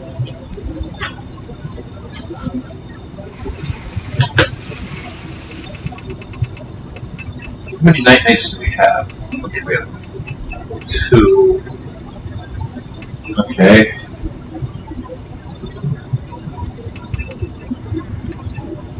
Take out the night and put it in the sprayer. Be careful when you spray the drug. Bees' movement gets slower, especially the high falls completely silent. Is it 1 bottle of night-night? Giant beehive.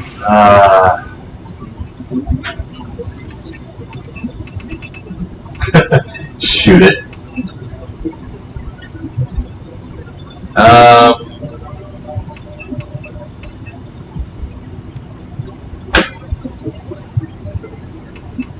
Okay,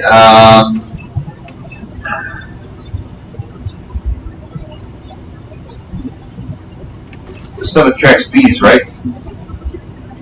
No, okay, I can't use it.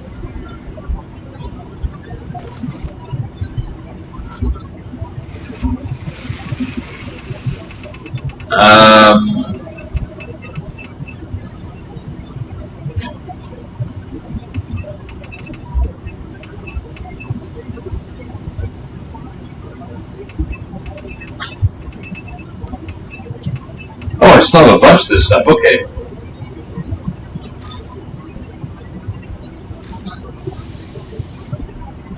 Okay, cool. Beast moves get slower. Eventually high falls into the center. Okay, cool.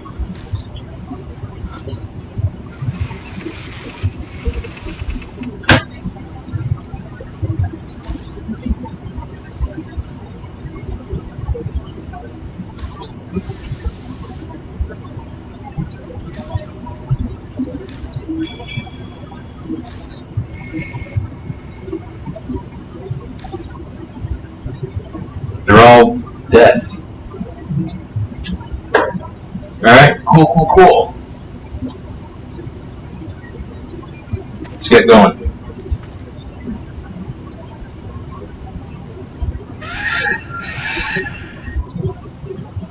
Was that a freaking elephant?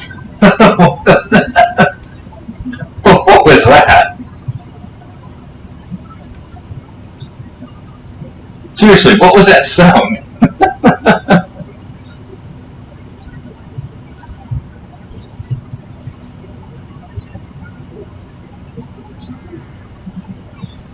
Okay, let's move forward. We're going to find out what it was. Oh god, more human beehives. Just lovely.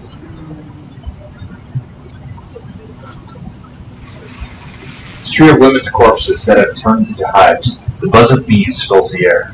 The rogue should easily be able to reach it. Actually, wait, too close. We should breathe in this stuff.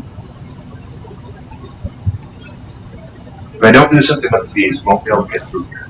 Okay? Oh, we can use the liquid. Okay.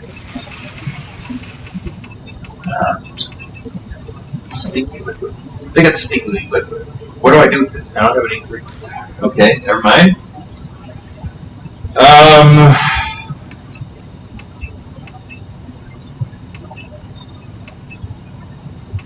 I don't know what. Or a bottle of honey? Think of a bottle of honey. What should I do with it? I can't think of any way to use it. Drug should easily be able to reach it. Actually, wait, I'm too close. We shouldn't breathe in this stuff. Okay, then what do I use?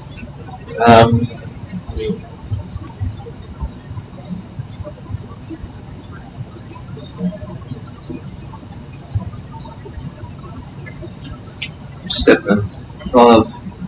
Remember, one of the entries was about to cancel a game of baseball. Pick up baseball. What do I do with it? I have nothing particularly good ideas. Baseball bat. What I should do with it? Can't tell you how to use it.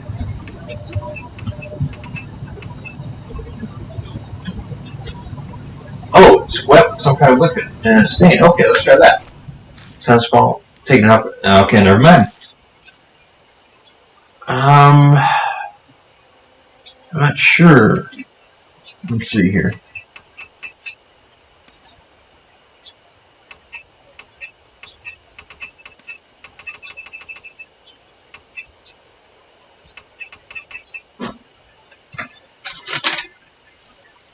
No, we've already. But it says that we shouldn't breathe in this stuff.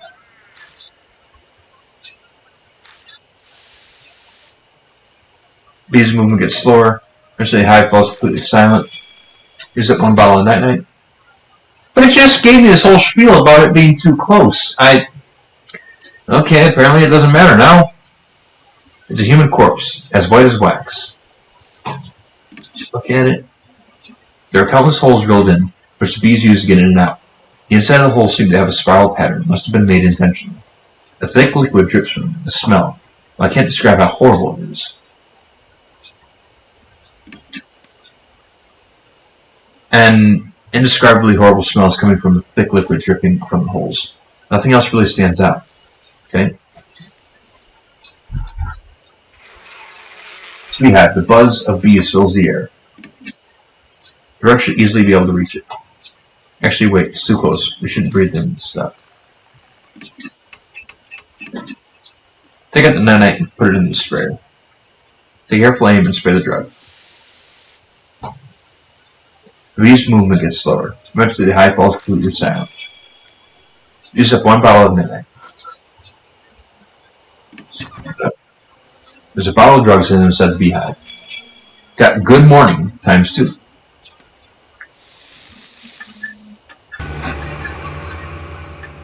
The mark is dyed a deep crimson.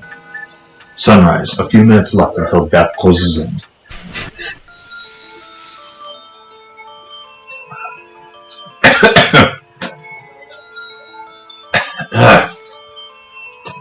The mark scorches me again. Looks like we're out of time. I brace myself, then glance over at Xiao. Xiao? I'm counting on you. Sorry, this is gonna hurt. I slap Xiao's face. Ow! Old man, you little... That clear your head a little? He's coming. We have to go. We'll do everything we can, but you have to do as I say. Yeah, okay. Maybe I was a little too hard on Xiao because he's actually able to get his head in the game.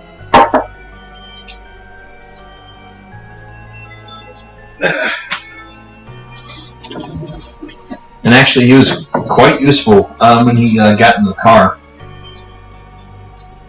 I proceed to lead Shao into the darkness. Drifting on the wind from somewhere is a meltingly sweet fragrance of honey. New info is added to the spirit file. Facing Shimmy. Oh! Oh, well, I guess I know what we're doing now.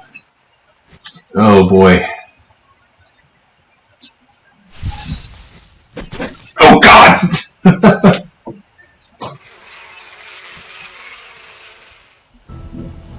Oh, my God, that is disgusting. Something flies at us in the dark. A sharp pain pierces the arm I used to cover my face. I think I got stung by a bee. Oh, we are getting too close.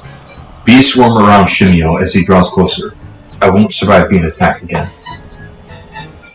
Okay.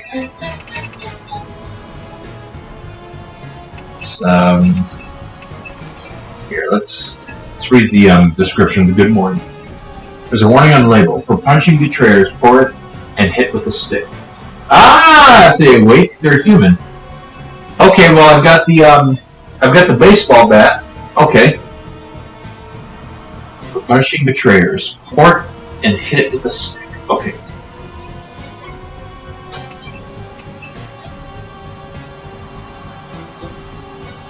Dangers for family.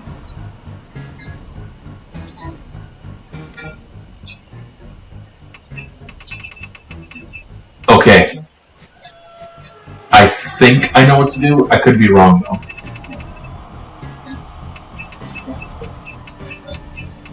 Okay.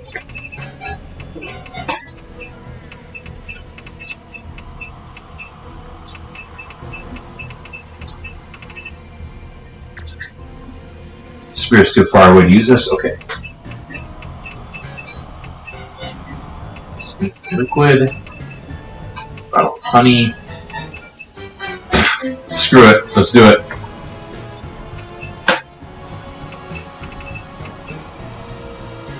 Apply honey.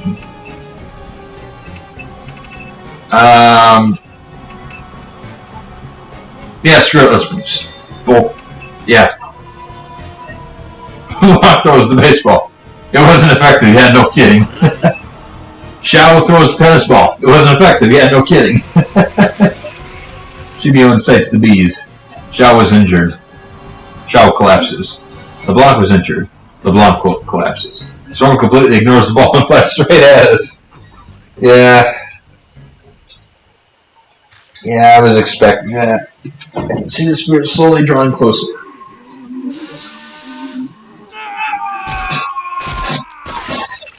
Ew. You became a human honey thing. Okay.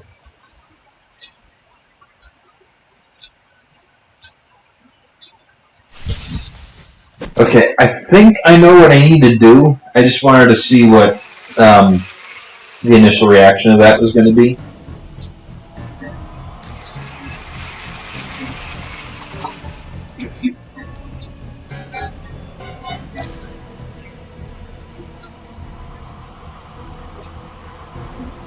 Okay. So, what should we do?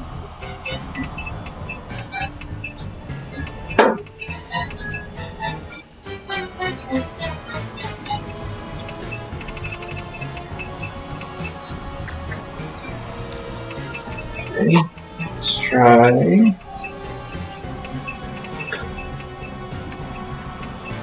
Let's try this.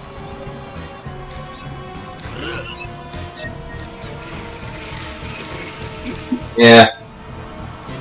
Okay.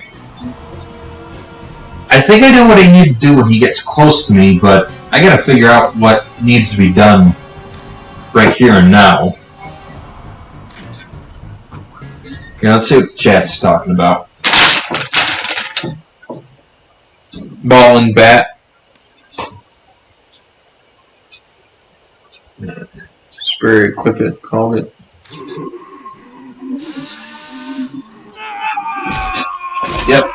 becoming a human beehive. It's not as fun as it sounds. Let's face the spirit again.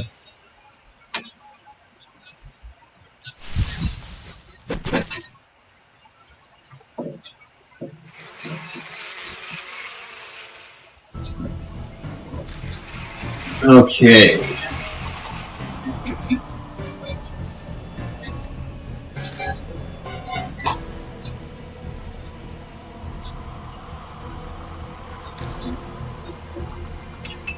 Okay, let's figure this out. Let's go.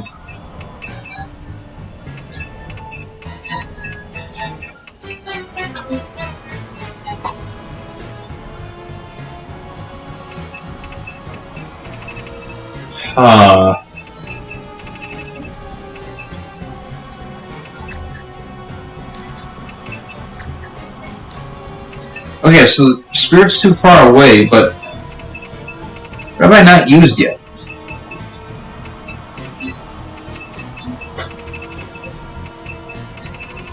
Wait, what if I cover the tennis ball with the honey? I pour the bottle of honey over the tennis ball and throw it. It was Okay, so I can combine them, but crap.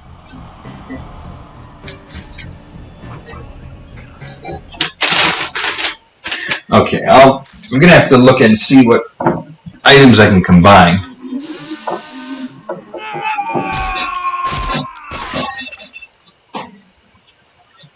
Game over. Yep, and I can see that.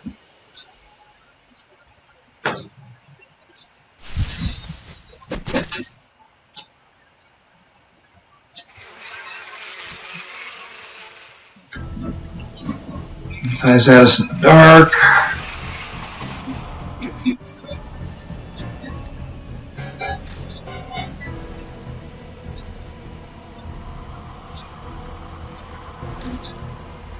Okay.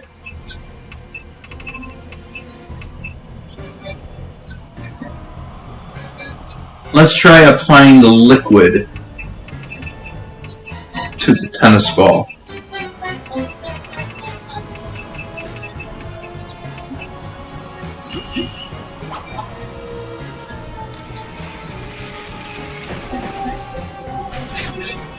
The bee cloud rushes at the ball. Yep, there we go.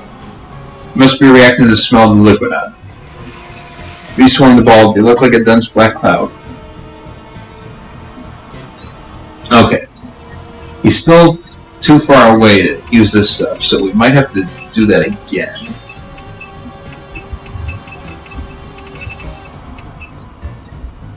Baseball. About stinky liquid.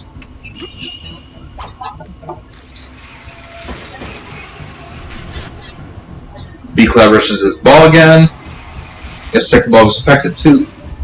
Oh god! No, put the beast back on, dude. Holy oh! Why? Why am I looking at that? Ugh.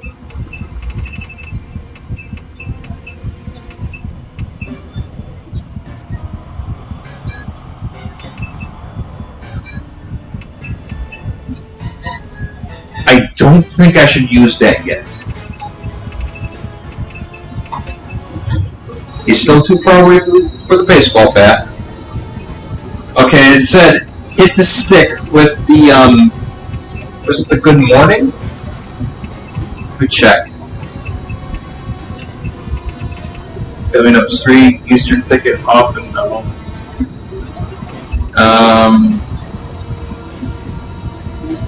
Dangerous, no. Liquid. Let me know it's 4. Page 29, family won't die if they're dreaming when the traitor comes. Wake them up and hit them. Do it until they calm down. Be careful when they wake up. Family's only human. What was that thing where it said like hit him with a stick? Oh, there it is. There's a warning on the label for punishing betrayers. Pour it and hit it with a stick. They wake, they're human. Can be used with the sprayer. Okay.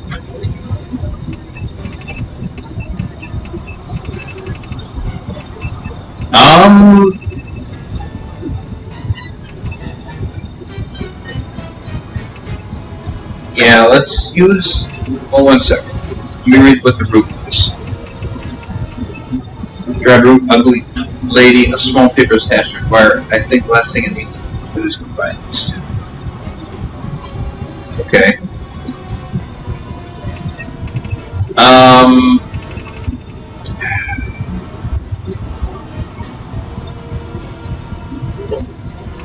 Let's go with.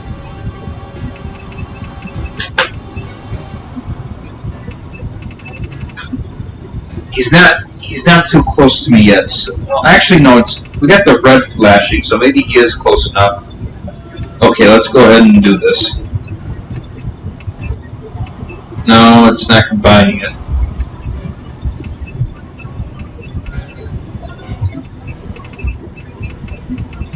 So we won't do it until it gets closer. So, sweet dreams. Night. Yeah. Okay. Here we go. Let's try this. Try pouring 2 drugs over shimmy. It goes. Oh no!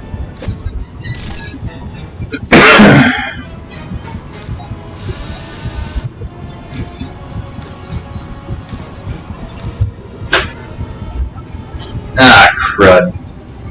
Yeah.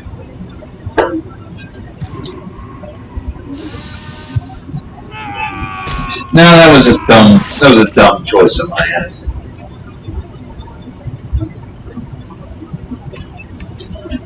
Okay, so we knew how to ward them off with the first 2 attacks.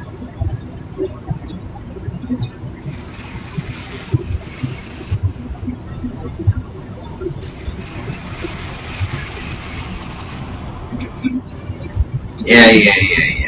I know, I got stung by a bee, it sucks. Spray being attacked again, okay. Baseball, the stinky liquid, yes, combo! Combo!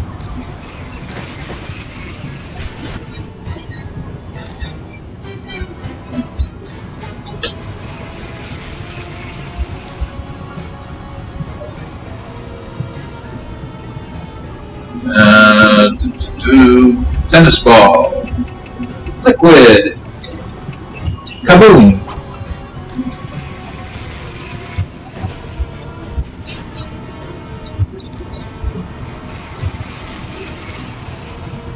Oh, seriously, that was creepy.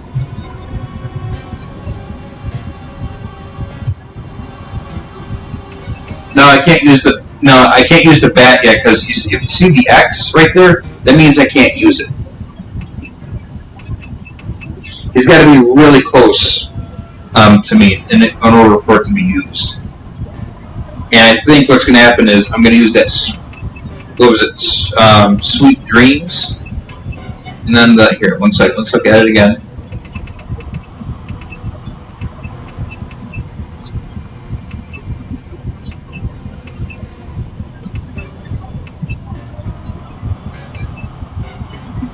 Yeah. Good morning. There's this warning on the label. For punishing betrayers, pour it and hit it with a stick. If they wait, they're huge. Be used with the sprayer. Yeah, I think when he is like right on top of this is going to be like the last hit right here. You hit him with the baseball bat. For now, though.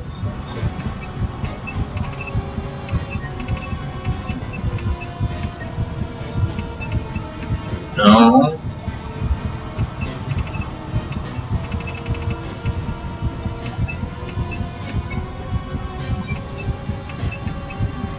No.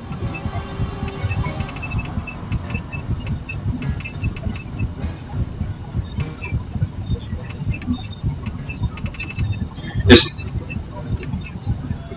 no.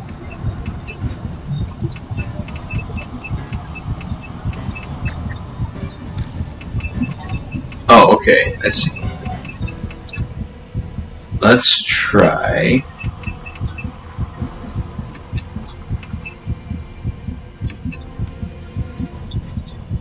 me just check. It was Sweet Dreams, correct? No, that's incorrect. It's Good Morning. Okay. Let's do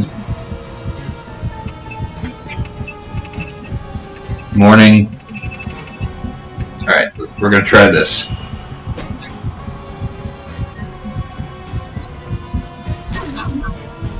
Okay. So we could do it then. Oh no! Oh god, the bees are back. Shoot. A cut opens on his giant body, and a bittersweet smelling liquid pours out. Oh, I'm not a traitor.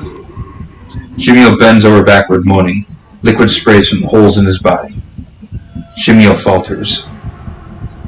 Oh, okay, so the bees are going again. Good. Okay, so said something about traitor. Sweat, some kind of liquid, stain.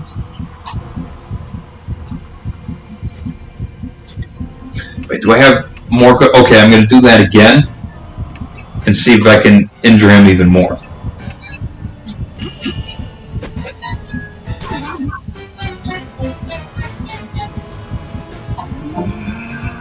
Shimio writhes in pain, his body jiggling. No, I don't want to wake up. Shimio hollers in pain as he gets hit, but it doesn't seem to be enough to beat him. Shimio was weakened. Now we go in. Shimio's clearly weak. Now it's time to finish him off. Okay, now we combine the two. Archibald, night night. Archibald, sweet dreams. But wait a minute.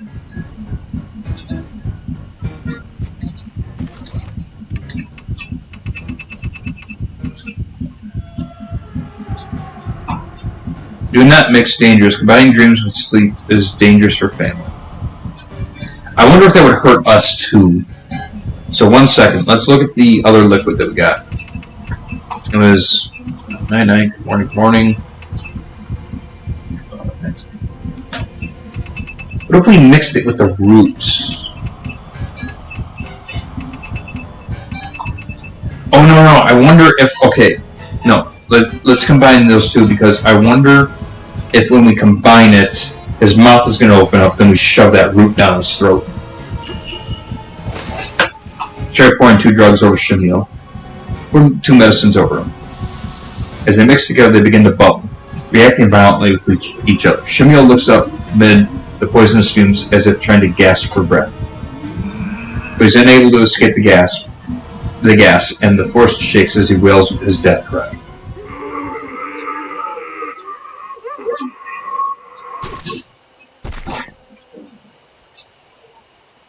At last his huge body crumbles to the ground and his movements cease. His honey-covered drill rattles as it rolls across the ground. Okay, so I didn't have to worry about the root, but I'm curious what that's going to be used for. Or perhaps it was, maybe if like I had a different, a partner with me, maybe the root would have come in handy. But since I had Shao with me, I was able to use the stick, and which was the bat, and the liquid. I don't sense Shimio anymore. Ha! Serves you right. Shao is back to normal. His mark appears to have vanished. Mine is still branded red on my arm. And Shimio wasn't the only one who gave it to me. But I kind of figured that'd be the case. From what I can tell, when mark bearers confront the spirit that cursed them, they suffer extreme memory loss. That's why Shao was acting strangely. I myself didn't have any problems, so Shimio wasn't the right spirit. Something is lying on the bed. It's a small notebook. The cover is wet, the light of the flashlight makes it glitter. It could be honey. Does this belong to Shimio? Where did he hide this? Okay, now I really don't feel like touching it. Damn, that's gross. All yours, old man. It seems Shao has absolutely no intention of picking him up. I give up, bend over down to grab it. Flipping through the pages, it appears to be a diary. The dark will make it tough to read. Let's take a look when we get back. I want to beat a retreat out of here ASAP.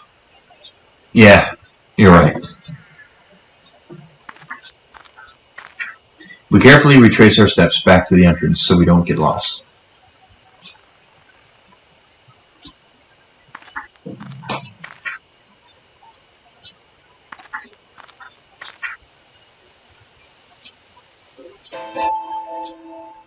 Without warning, the light dies.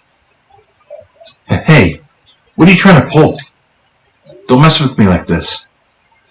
It's not me! What's going on? It won't respond.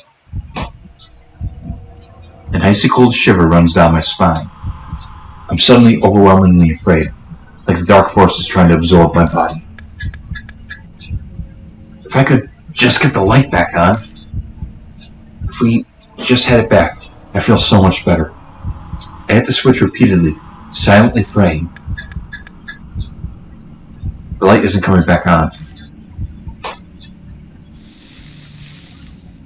Ooh, pain! My mark is throbbing.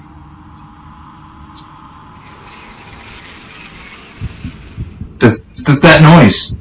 Hey old man, that would be a really great time to get that light on. The mark is searing pain, but I struggle to keep hitting the flashlight light switch.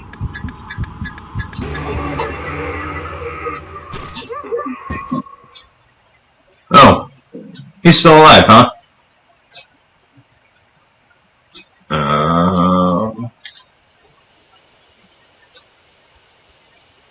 What happened?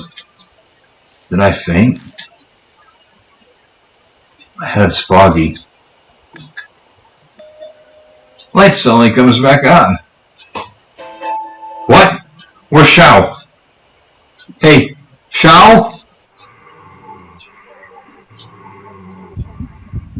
I hear ragged breathing, like that of a beast, from a bush close by. I try to head toward it, but my legs won't cooperate. I'm frozen in place.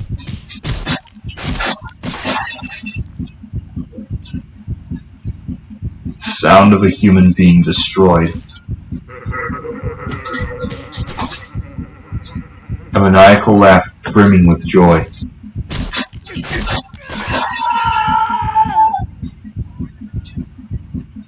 A man's death cry.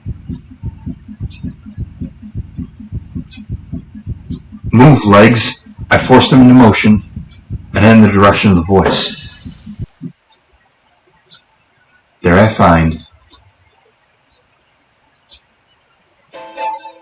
no one.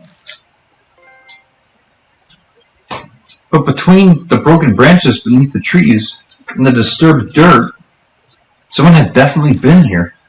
And it says I defeated Shimio, so I'm curious what just happened here.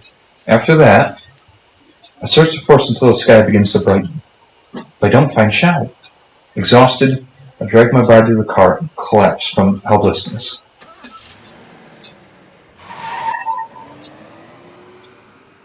The whole ride back to Kujo Mansion. My ears ring with the horrible buzzing of bees.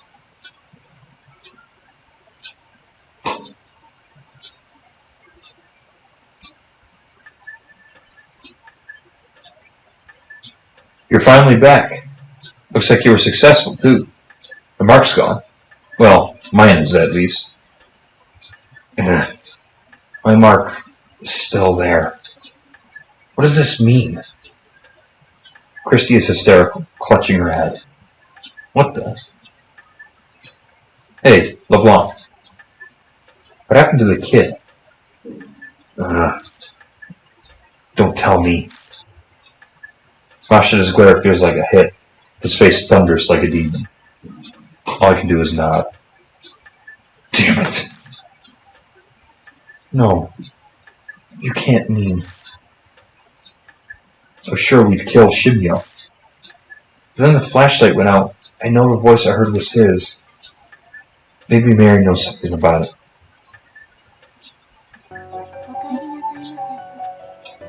Welcome back, Lord Lubon. It appears that you overcame your fear and destroyed the spirit. But there was a victim. Yeah, we beat Shimiel, but what happened to Shao? Unfortunately, the spirit's festering grudge was not cleared away. That grudge then stole the life of one who killed it, Shao. So the spirit got revenge. Normally grudges killing people would be impossible, but then why was only Shao killed? With that kind of logic, I should have been... I can offer a logical reason. The vanquished spirit could only affect those who gave the mark too.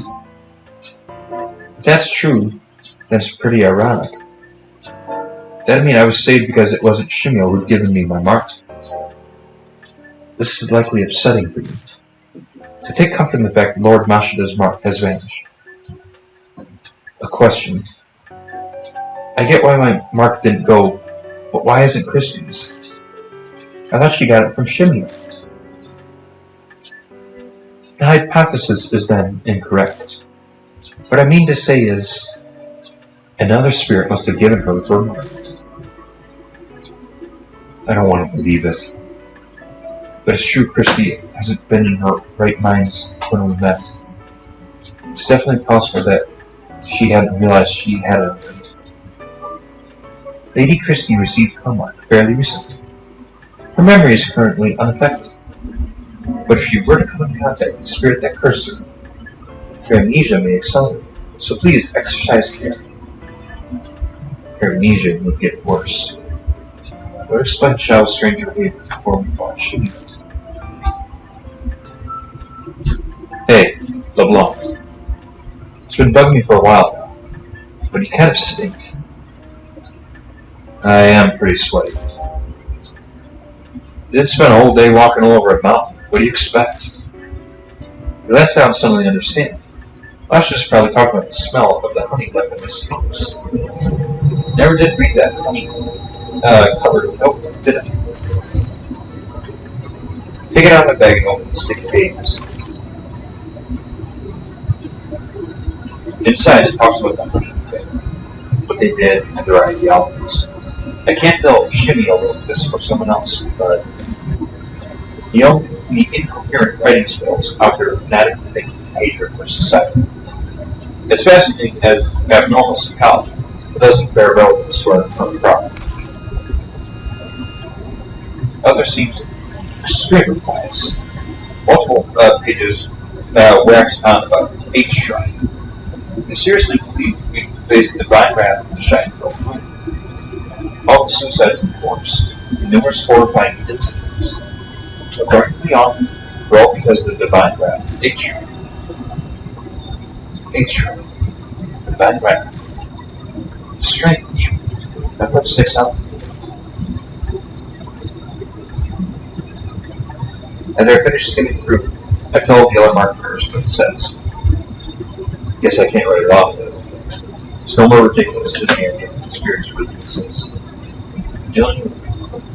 We're dealing with the supernatural. It's just about anything fairly. Divine wrath. That's true, then.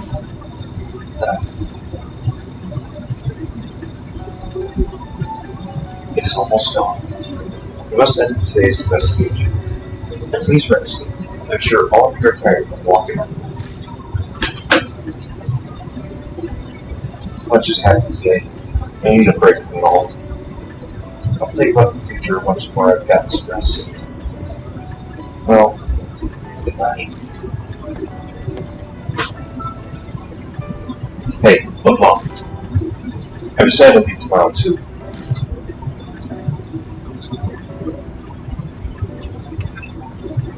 Change your mind, you're abandoning me. Listen.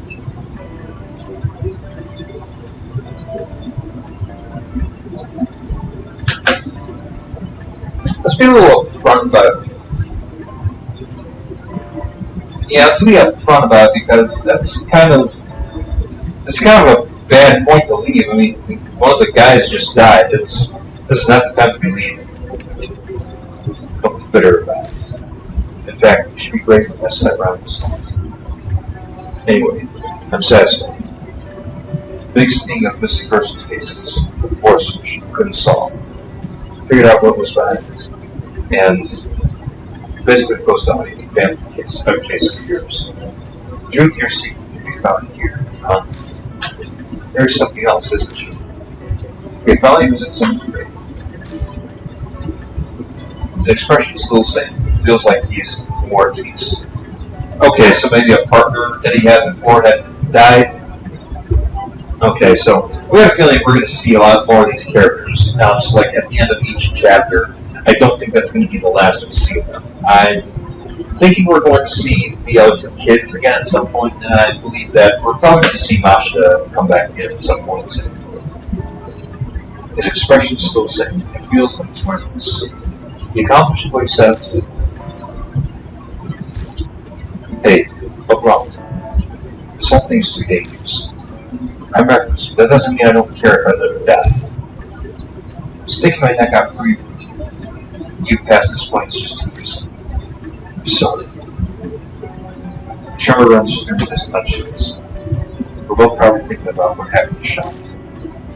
If you manage to escape your death, I'll buy you a drink sometime. See you.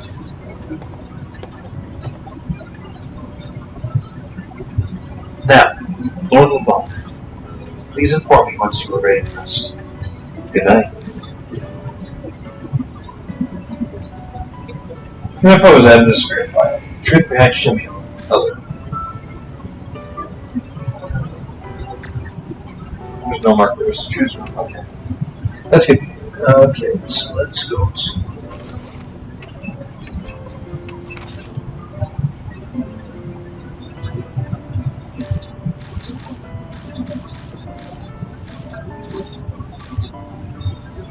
Shimio. Just.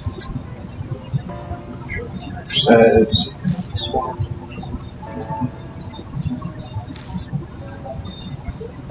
Spirit vanished. No growth. That's the ground. Hit. Blood. Third leader's name is Shinzao Maru. So that is Shimio's true name.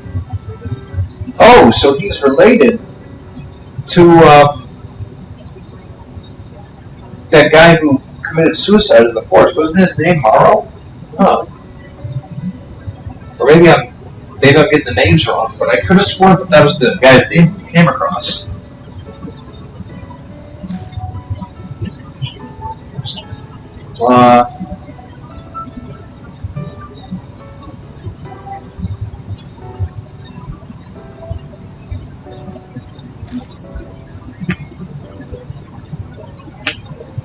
Ain't the police already ready to discover bodies soon?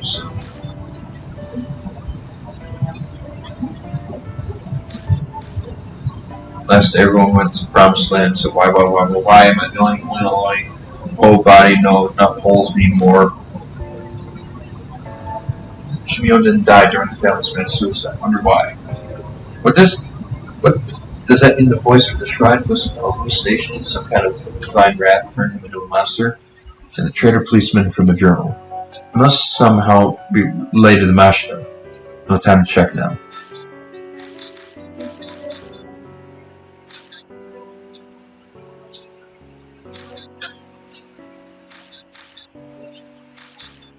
I find it interesting that none of this mentions Shao dying.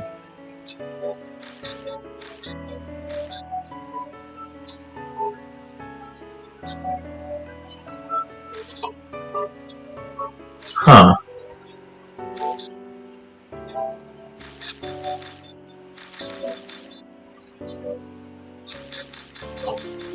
Huh.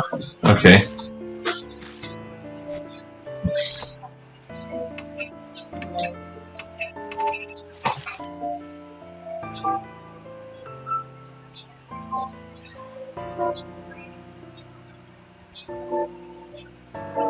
Okay. Let's read the description of all these bearers. Full name, Christy Aramura. Sex, female. Occupation, former news anchor. A famous former news anchor who was forced to resigned because of a scandalous affair. She came to the forest to commit suicide. She has strong spiritual powers and often hears mysterious voices or sees ghost-like figures. Huh. We didn't see that very much. Okay, so that'll be interesting. Okay. Name. Full name. Shao Nagashima. Sex, male. Occupation, high school student. An injury forced this former baseball player to quit. His prickly attitude seems to stem from that, but he treasures his friends. His stuff acted as a cover for how he's terrified of the supernatural, and he came to Kujo Mansion for help. We already read him. We read these two. Okay.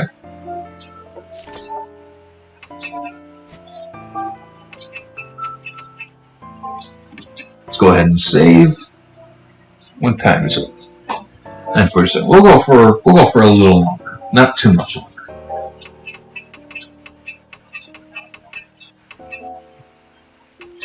Let's see here. Let's talk to Mary. Are you retiring to bed? I still have things to do. 1 second. Just come speaking again once your business has concluded. I wonder if we can. It's really done. I better get some. Oh, okay, no, we can't.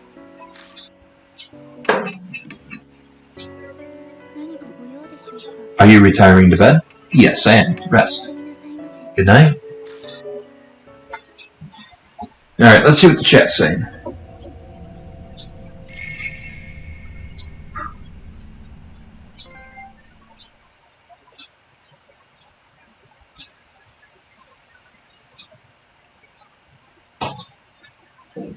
That's great. Shao is dead.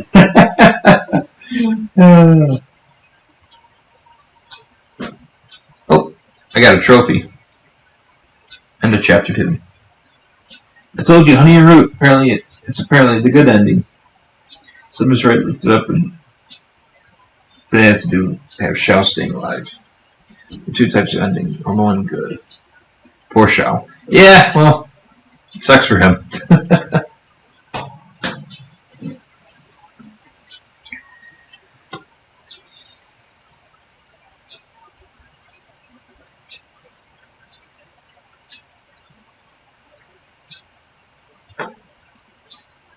Alright. Let's see. Well, if there's multiple endings, then that'll mean they'll have an excuse to play this a couple more times. So that'll be some fun. But refrain from telling me what the quote unquote correct options are. That way that, we're going into this blindly. So that I give you guys my initial reaction.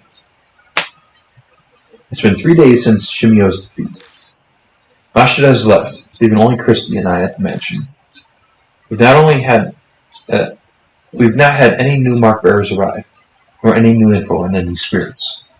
Death's footsteps keep drawing closer.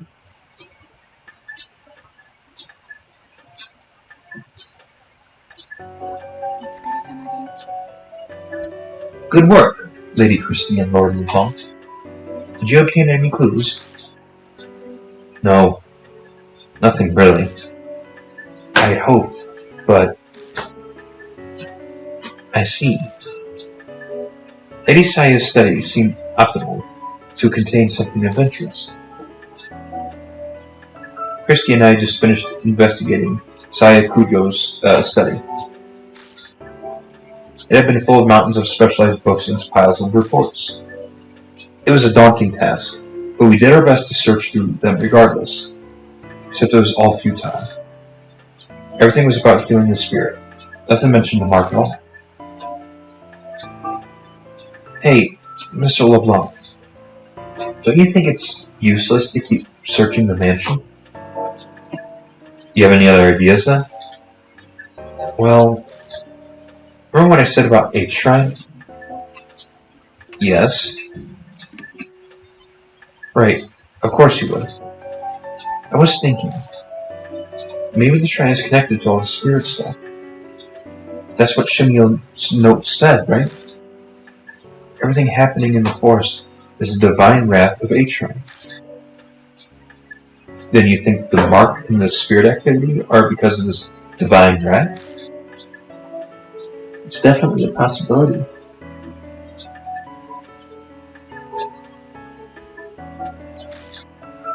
Disasters happen in many ghost stories, and that's because of the wrath of gods. Isn't there value in looking into it?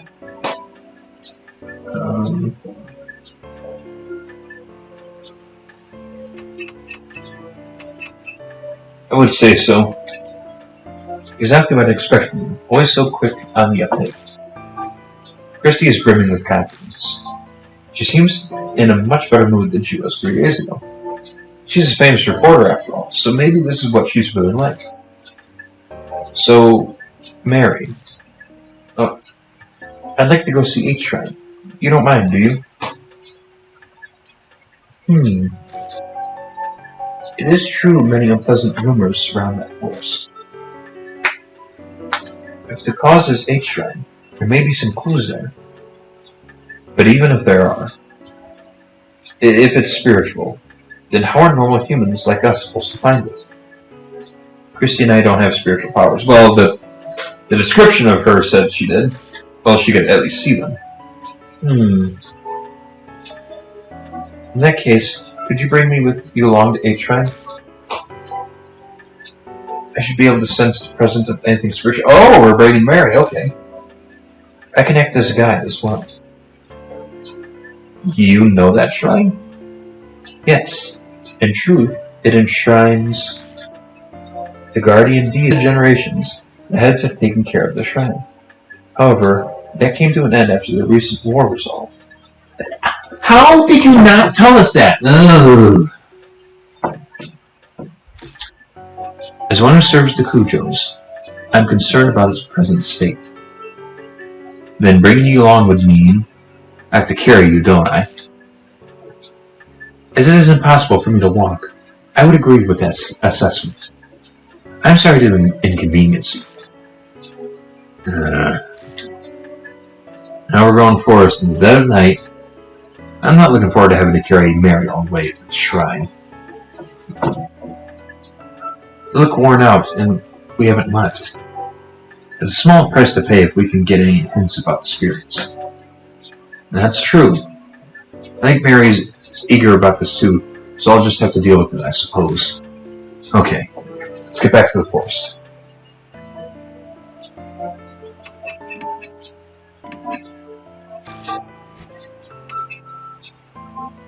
Okay.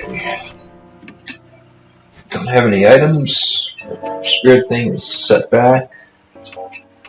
Let's go. Actually, no, let's talk to her first. Is something the matter? Are you not heading to H Shrine? No. Okay. Actually, first, let's save it.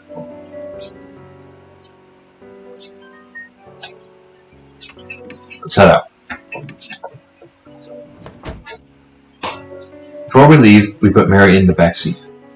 Thank God she's not as heavy as she looks. I should be able to carry her just fine. By the way, Mr. LeBlanc, have you read the files over there? She points to the right side of the room and shelves packed with files. Not yet. I have searched most of the mansion, but I haven't checked the garage. Oh, really? Christy grabs a file and flips through the pages. Looks like articles on various crimes. The clippings cover every incident in H City and the surrounding area. Was Miss Cujo looking into criminal activity? Any of it look related to the mark? No, not as far as I can tell. These are all extremely old. The most recent is dated 5 years ago. She puts the file back.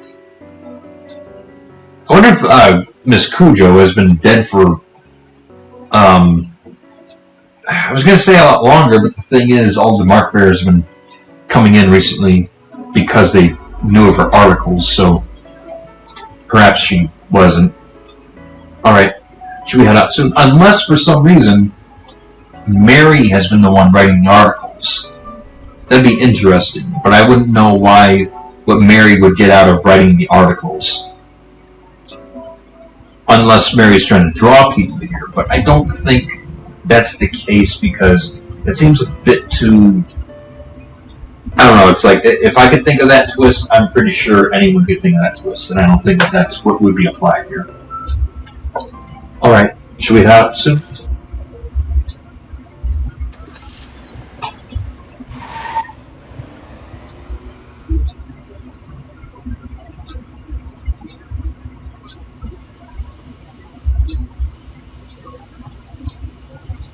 I park outside the entrance to the forest and gather Mary into my arms. We make our way into the familiar arc. There's still a long way to go. Middle-aged man carrying a dog. You're practically a ghost story yourself if someone sees you here. Yeah, that does, did you hear the ghost story? If you go out to the suicide woods and on a dark, lonely night, it's up and see a man carrying a ghost dog. Yeah, that does sound like the beginning of urban legend.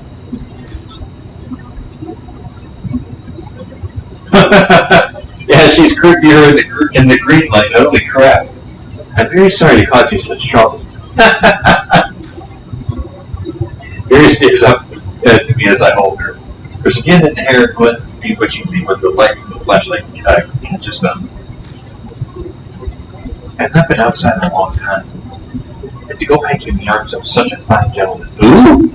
Why, thank you. This is a very precious experience. She sounds as dispassionate as ever, but is she actually having fun? Maybe she has the, maybe she does have, that, the spirit of a child, I guess is what you could call it. Even though that, her state has her needing to be serious, maybe she still has, that, childlike, desire and passion. It just can't come out. Still, it is just as rumor said. This forest is filled with the curses and resentment of the dead. Simply their presence does not drive the living man. The land is tainted, and I can see why it is given birth to monstrous spirits.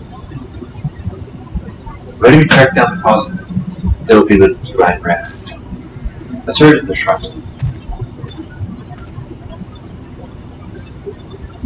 Reach the old Tory gate with no trouble.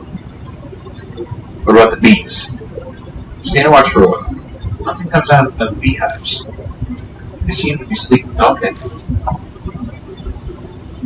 It's most likely because Shibyo is now gone. 8 shrines are filled with those stone steps. In Mary's direction, walk toward the gate. A small black shadow flits across their feet. It's the rabbit again. So this is the rabbit you told me about, Lord Woodbone. You were correct. It is very cute. The rabbit stares up at the two of us, then disappears toward the shrine. What in the world was that about? What do you think, Mary? I felt a strange presence. It appears to be possessed by some kind of spirit. So it's a spirit too. Indeed. Though it does not appear strong enough to give marks to humanness. We know something of its true nature, so please proceed with caution. We know nothing of something of its true nature, so please proceed with caution. We follow the rabbit under the Tory gate and anything here, but an old altar. Is this a shrine? Sadly, it has fallen into disrepair. The war over 50 years ago. I suppose this must be expected. Black Rabbit is gone. Deserted shrines give me the creeps. Let's hurry up and get to searching so we don't have to stay here long. Right.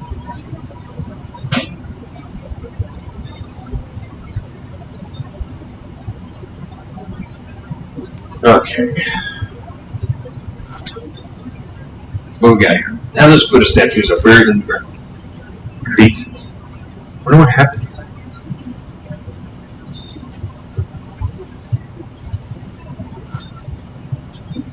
There's a sacred Shimenawa robe on a ragged boulder.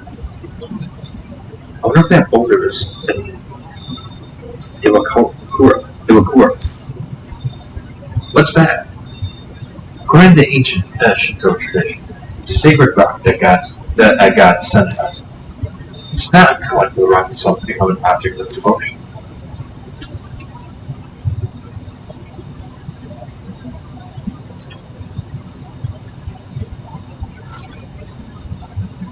It's a wooden triumph. A clouded old mirror serves as a go Shintai. Looks like it's true that no one's taken care of this place for a long time. I peek inside the altar just in case, but all I find is a thick layer of dust. The go Shintai is outside of an altar is empty. That's concerning. I don't think there's any more we can search. Buddha statue is concerning. Why are all the ones within the shrine missing their heads? Shinto and Buddhism were ordered to be separated during the Meiji period. I hope I'm pronouncing that right. Is it Meiji or is it Meiji? I think it's Meiji. Before then, many shrines were dedicated to both. Each shrine was much the same. But in the Meiji period, there was a push to make Shinto the main religion.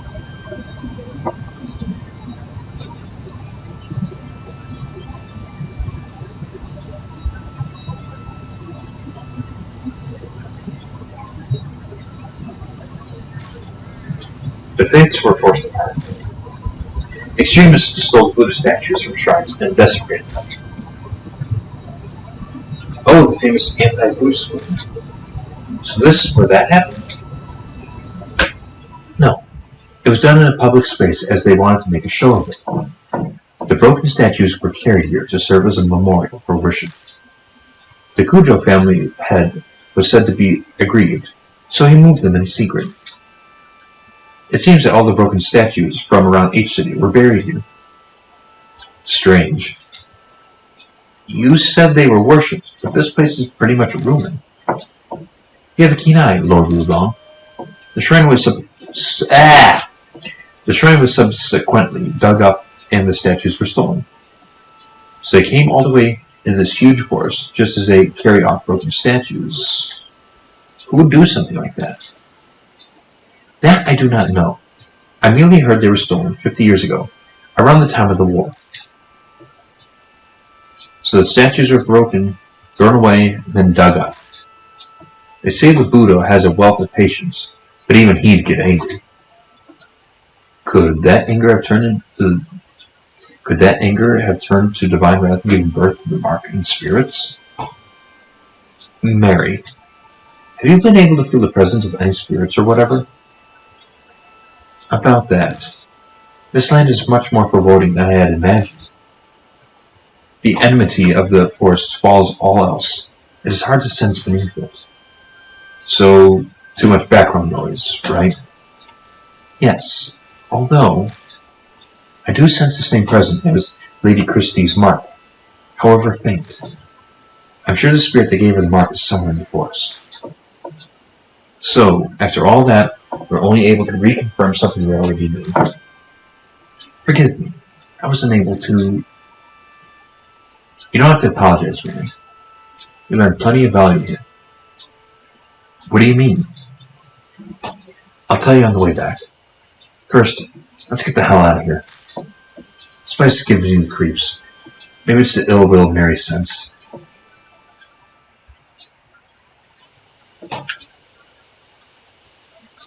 Okay. You sure this is all? Guess it is. That shrine went down the stairs.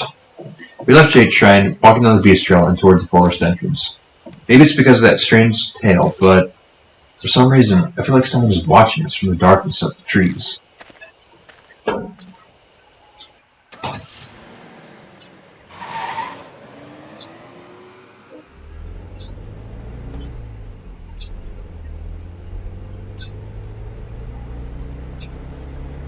We begin driving back to the mansion.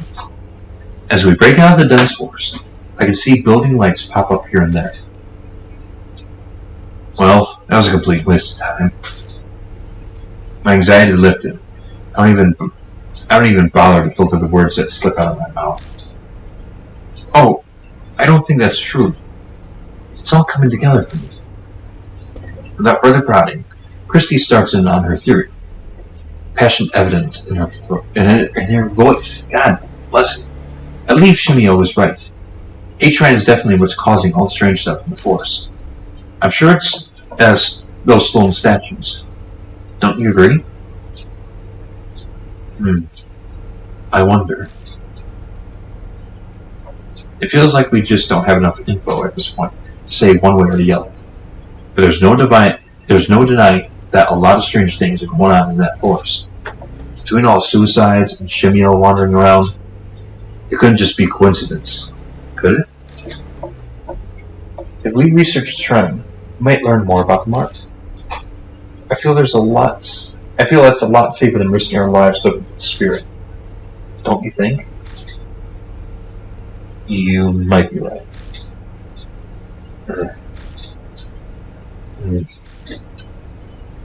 Her replies are half-hearted, which isn't what Christy was hoping for. So she falls silent. An awkward, uncomfortable silence settles. Lord LeBlanc, please stop the car. Mary speaks up for the first time since we entered the car. What is it? I sense a presence, similar to Lady Christie's mark, close by.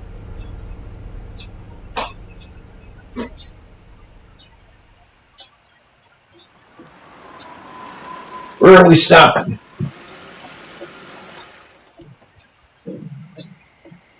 Following Mary's request, I park in a vacant rest stop in the outskirts of H City.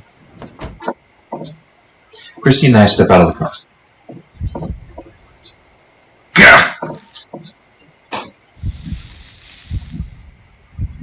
Ooh, the mark is suddenly scalding. Is something nearby?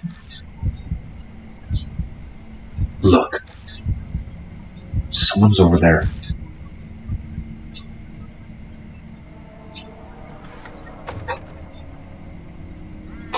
Okay, that's the phone booth that is in all of the trailers.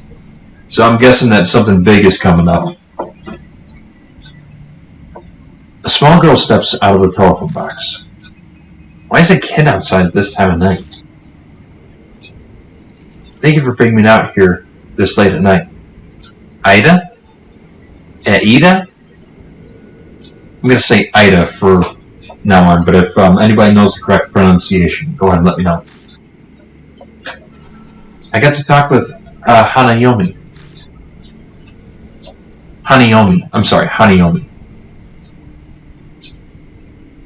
No, Hanayomi. Okay, yeah, that's right. Oh yeah? Glad to hear it.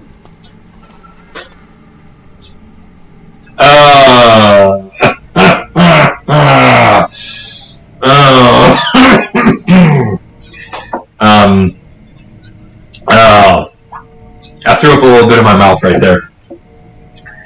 Oh God. Oh. Why?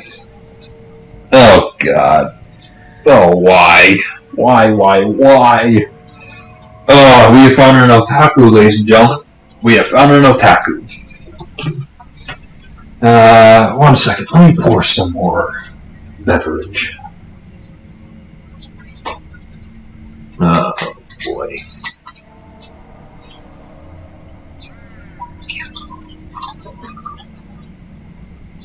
Oh man. I'm not trying to be stereotypical, but oh boy, I think we found a creep. I miss Shao. I didn't think I'd be saying that when we first bumped into Shao. Let's see what you guys think. Let's see what the chat's saying. Oh boy. Ah, you guys want a little radio silent, eh? That's fine.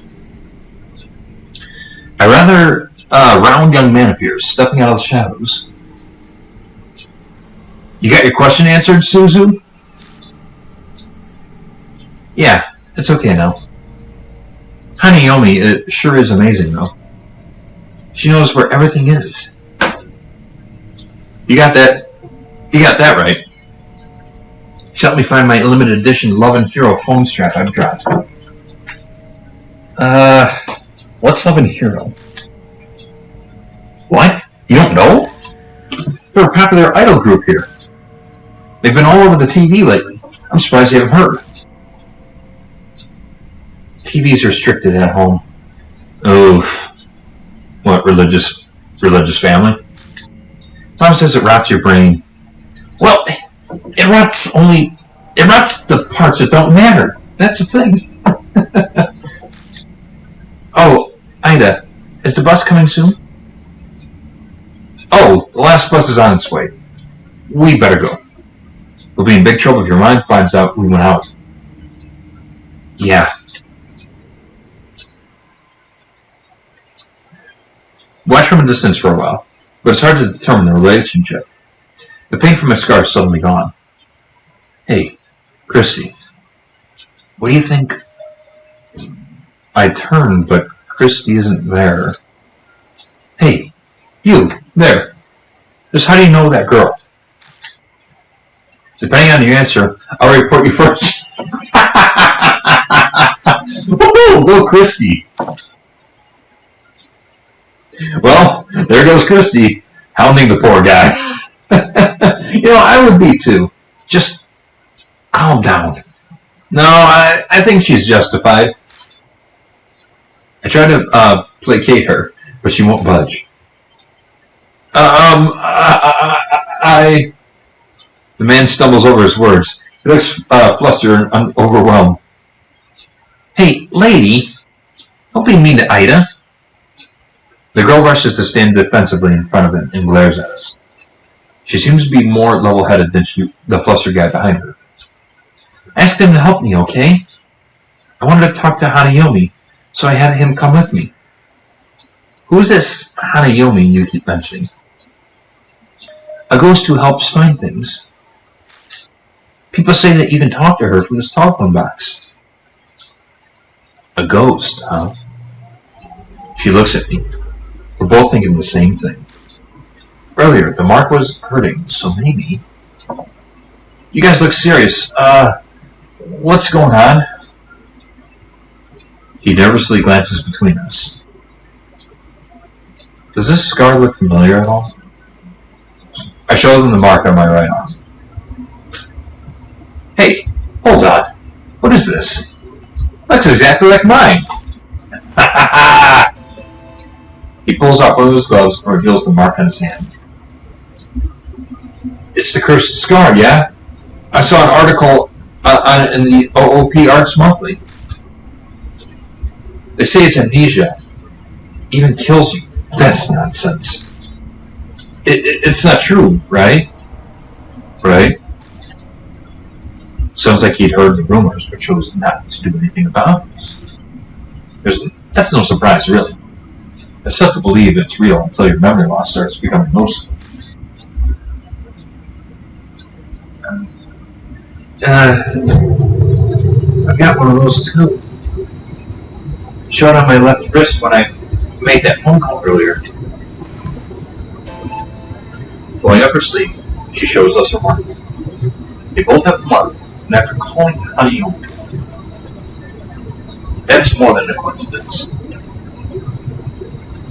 Well, we can't just leave them here.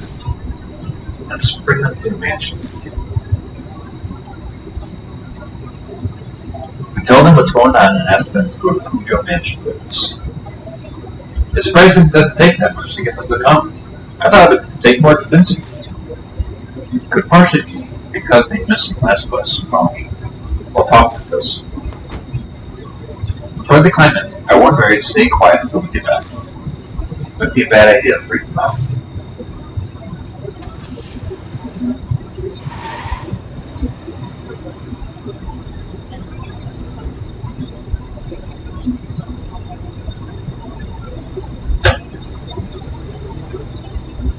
let's see what the chat says.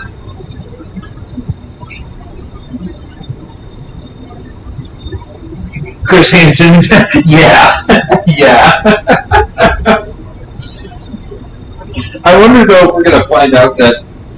I wonder if we're gonna find out that those two are like related or something. I mean, I don't know, but It's hard to tell because it's just, the thing is, especially between, Eastern and Western cultures, it's like sometimes, it's not seen as bad if someone older than another person is trying to help them out. So it seems weird to us, and I don't know, because, like I said, it's hard to sometimes interpret the cultural differences. however, my alarm bells are going off. But my alarm bells went off with Shao, and Shao actually turned out to be a pretty decent dude. So I'm gonna be a little careful in how I just judge people right away, especially in the game. I think the only person that once I got a sneeze. Sorry about that. The only person that I think that I would definitely say that I was comfortable with judging was that little boy student. I forgot, what was it called? Sumaka or Sumiko? Something like that. We'll look up his name in a minute. Sumara. Yeah, I remembered it. It was just because he had an asshole attitude. Okay, anyways. First, we introduce ourselves. The man's name is Ida Nakamatsu. The girl is Suzo Morimiya. Okay. They tell us how they met through the readers called an OOP Arts Month. Suzu mentioned she was interested in Hanayomi, and Ida told her what he knew. Then she pestered him into breaking orders that were telephone times. They were out this late because of her. Her parents sound pretty strict. Mother keeps a close eye on her after school when she needs permission to go out. So she snuck out of the house after her mother went to bed. Hanayomi is just as famous at my school as Hanahiko is. Oh! I wonder if she goes to the school that Sumara went to. Oh. Hey, Ida, please tell me about those rumors. Do I have to? Okay, fine. Ida reluctantly tells us at Suzu's request. They're just rumors, I read, but I bet you this is our intro to chapter 3 right here.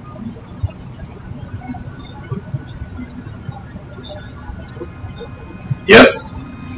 Okay, yep, and this is going to be Hanayomi. This is going to be interesting because this is the thing that is on all the promotional material and all of the trailers and stuff. So I think that this must be the one that they went full out on. So expect to have some fun here. Hey, remember that one store? The one about the public phone box in Beach? There's a ghost that looks like a bride, and she'll find what you're looking for. One of my friends actually tried to. He went to this specific phone box that lets you talk with ghosts. The phone suddenly started ringing. He slowly picked up the phone, but all he could hear was this weird smacking noise. He stayed in the line until... Did you see it? He heard a woman whisper. So he did what we were said to do. And he said, "No, I haven't seen it." Then she said, "What do you want to see?" His cat had gone missing, So he asked what it was. When he looked at what the woman said it was, it really was there. So the rumors are totally true. I want to go ask her who my future bride is now. Oh, want to come with me?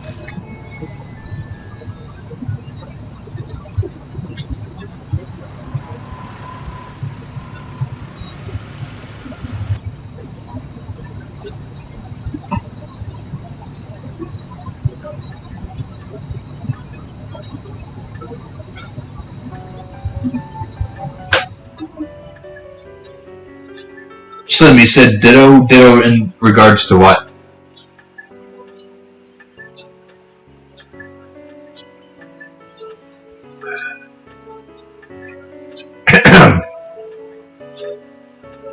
There.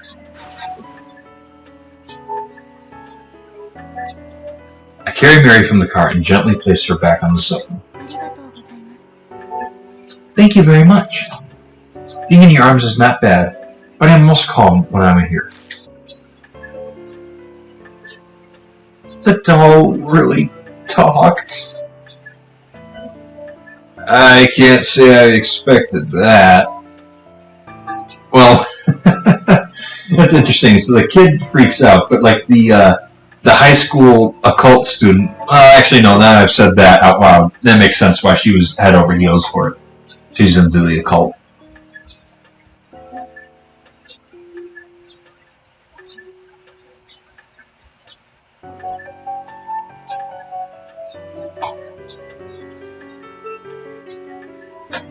I can't say I expected that.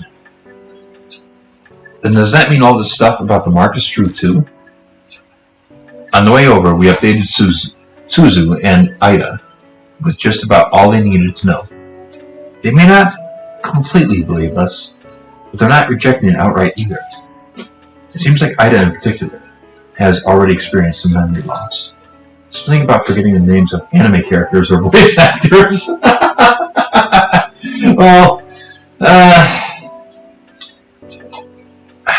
I'm not going to say it's not important stuff to forget because, we all, we nerds love to know our stuff, but, it's probably not a total loss that you forgot that stuff. Christy looked at him strange, but he appears to be taking it quite seriously. And Suzu snuck out of the house because she believed the rumors about Hanayomi. They both believed in the occult already. I'm pretty sure they'll help us find a way to escape the mark. Granted, they're all really curious about Hanayomi.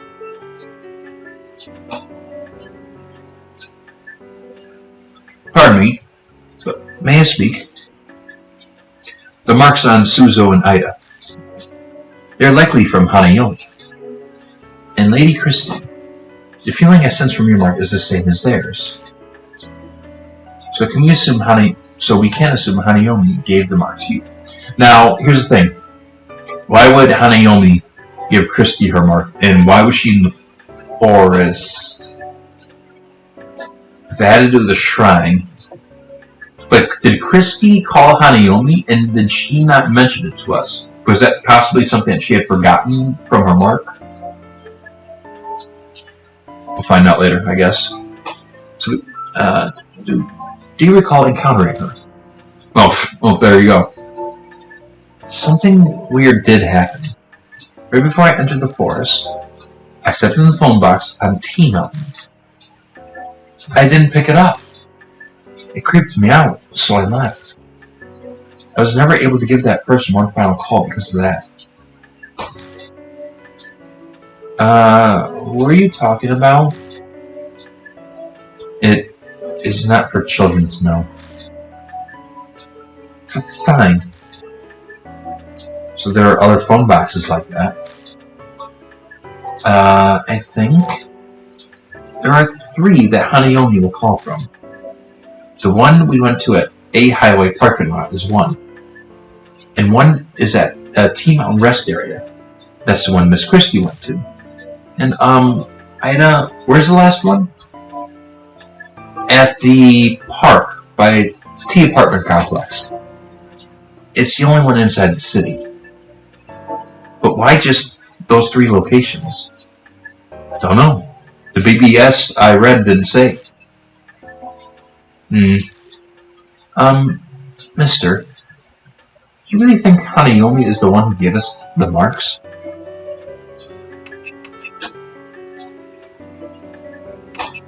I would say it's pretty definite, given that they got their marks immediately after that. The rumors about Hanayomi go back 5 years. No one's ever mentioned that if you call her, you get a mark. That's true, but it seems like these marks have just recently been sprouting up. Suzu's right. Rumors about the mark thing only popped up super recently. Oh, wait a minute. Wait.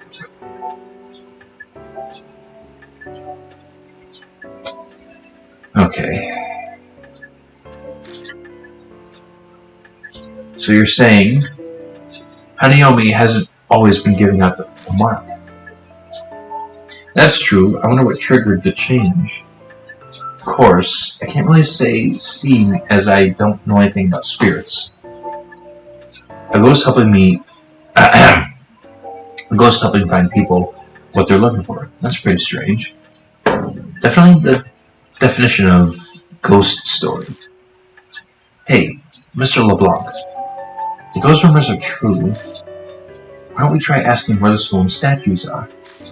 Oh, that's a good idea. If we return them to their places, it might just save our lives. Search for the Buddha statues. If Christie's right, we might be able to escape the mark without fighting the spirit. Mary, what do you think? A good question. Objects with human forms are easily able to gain inexplicable powers. Bleeding stone statues, cursed dolls. There are many examples. Historical statues of gods and Buddhas would certainly be no exception. Asking Hanayomi about them would be a good idea. So says the doll before our eyes that has inexplicable power to talk. Yeah. Maybe it wouldn't be strange that Buddha statues could bring down the divine wrath. Lord LeBlanc, may I add, as I explained previously, your mark is different from the others. Vanquishing spirit seems to weaken your mark's power. It's been several days since she told me that I was going to die. Taking care of the spirits we encounter is likely how I'm still among the living. What are you trying to say? I cannot say what the relationship between your mark and Hanayomi is, but it is true it is in your best interest to track down the spirits. I hope you will guide these mark bearers this evening as well. I can't really picture Christy and Ida facing off against spirits by themselves. If they failed, then the child would suffer the deadly consequences. That would weigh heavily on me. No turning back. I'll figure something out. Thank you. Mary bows her head slightly.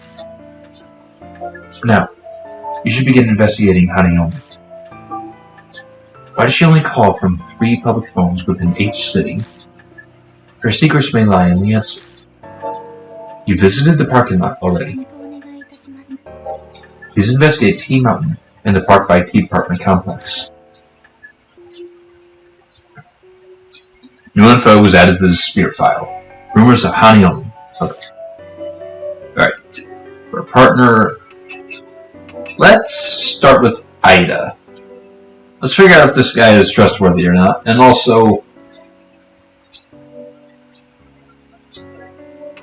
I'm thinking with these two, it might be best for them to stay behind because I'm not sure I can trust this guy to stay behind with one of them.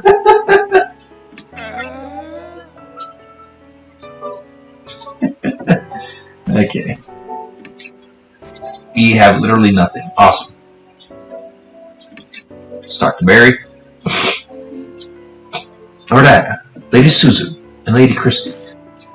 Hanayomi is likely the one that gave all of them their marks.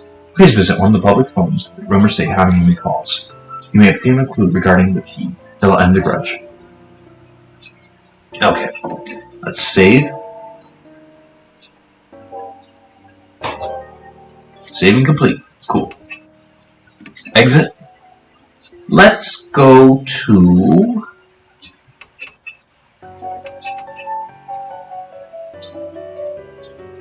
Let's go to the rest area.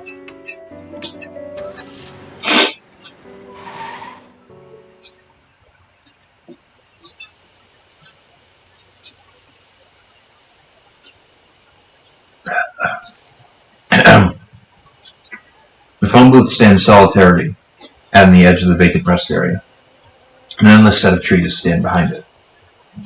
Christy must have run into the forest after she heard the phone ring. I can hear a dog howl from nearby. It almost sounds sad, but I'm probably just imagining it. It doesn't seem to bother Ida. She's only paying attention to the phone box. That's got to be the food. That's got to be the booth the rumors mentioned. Something about it feels off. Like everything's telling me this is it. Rumors say the phone is supposed to ring if you wait by it for a while. I'm guessing waiting outside doesn't count. Yeah, probably not. When I tried, it didn't ring until after I'd gone inside the thing.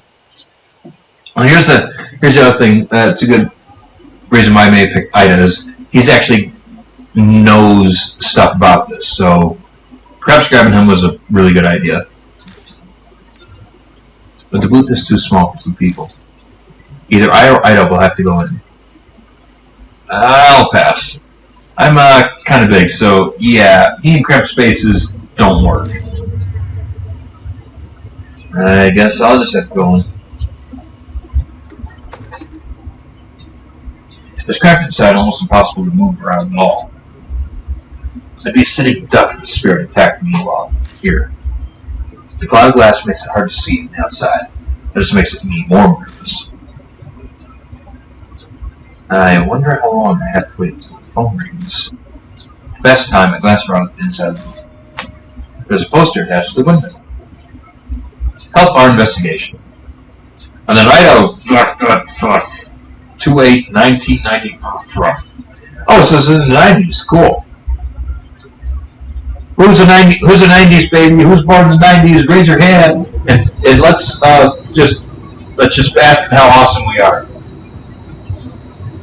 On the night of 2/8/, an assault took place in the forest nearby. If anyone has any info on this case, please notify the each police department. Oh, is that talking about Shao? Yeah, this is dated 5 years ago. Looks like something terrible happened here. Yeah, it's Shao. The phone begins to ring.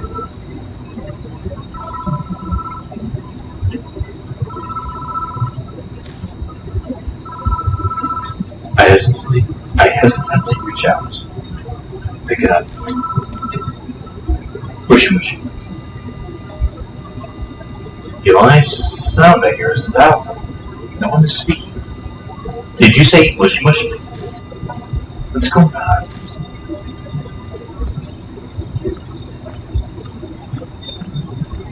Suddenly, there's a strange noise.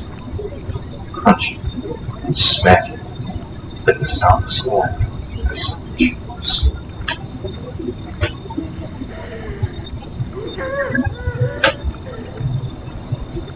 Did you see it? Captain smacking this woman's voice. The voice is creepy, cold. It chills me down to the bone. Is this how they did you see it?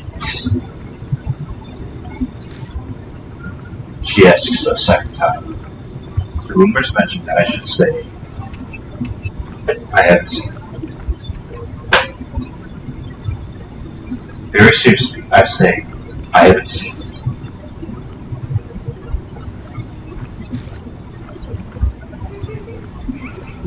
What do you want to see? It's going exactly as Rumor said. How Naomi is supposed to tell you the location of whatever you're looking for. Christy told me to ask about the Buddha statues that were stolen from Mature. We'll give it a shot.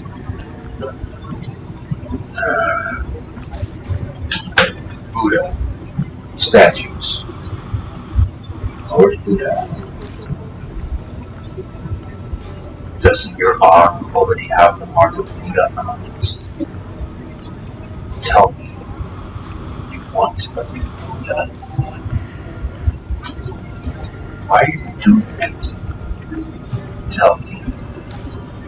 Well, tell me. Tell me. Tell me. Tell me. Tell me. Tell me. Tell me. Tell me. Tell me. Tell me. Tell me. Tell me. Tell me. Tell me. Tell me. Tell me. The line goes dead.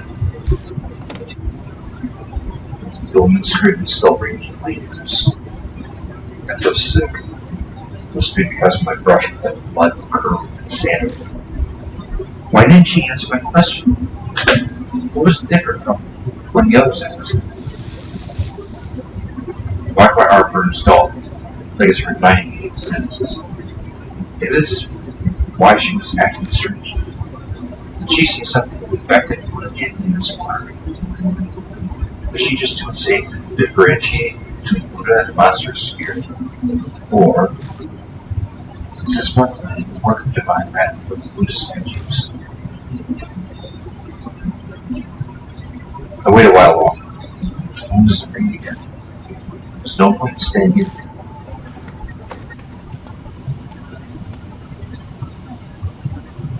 As soon as I leave the booth, Ida comes up to me. You're drenched in sweat. Did something happen? I tell Ida about my conversation with Hanyo. Weird. No one mentioned that online. Ida's brow furrows in confusion. Anyway, why don't we try going to the other phone booth? There will be clues there. We can try there too. There's no time to get lost in thought. The last phone booth is at the Part-3 apartments in the other direction. I head there after stopping at the mansion. It's probably wise to ask Mary what she knows since it's on the way. Your info was added to the spirit file with the second phone box.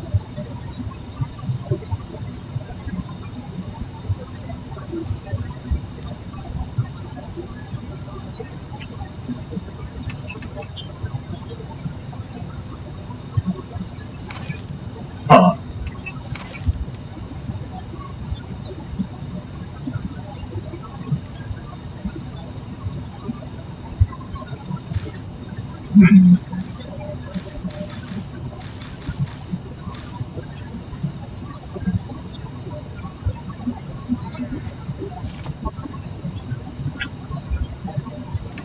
Return. Talk to Mary. I tell Mary what happened with the phone box. You say Hanayomi acted strangely. She called the spirit and cursed you. You were Mark Buddha. I cannot say I know what she saw, but from what you said, she will likely not respond to your question. Does not mean she does not understand you now. Use any method available to obtain it needed. As much information as you can.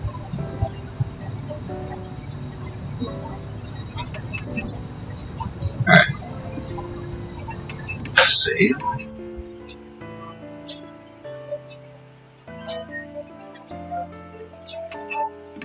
Let's head over to the park.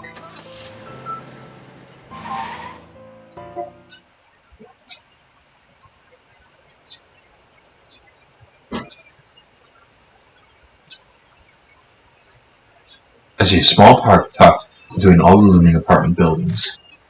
There's no one here. I guess everyone's already asleep.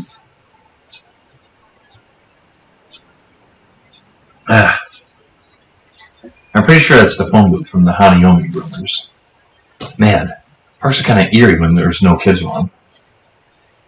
Well, now that I'm here, I still have no idea why Hanayomi hung up on me. I follow the rumors exactly. Where did I go wrong? I scratch my head.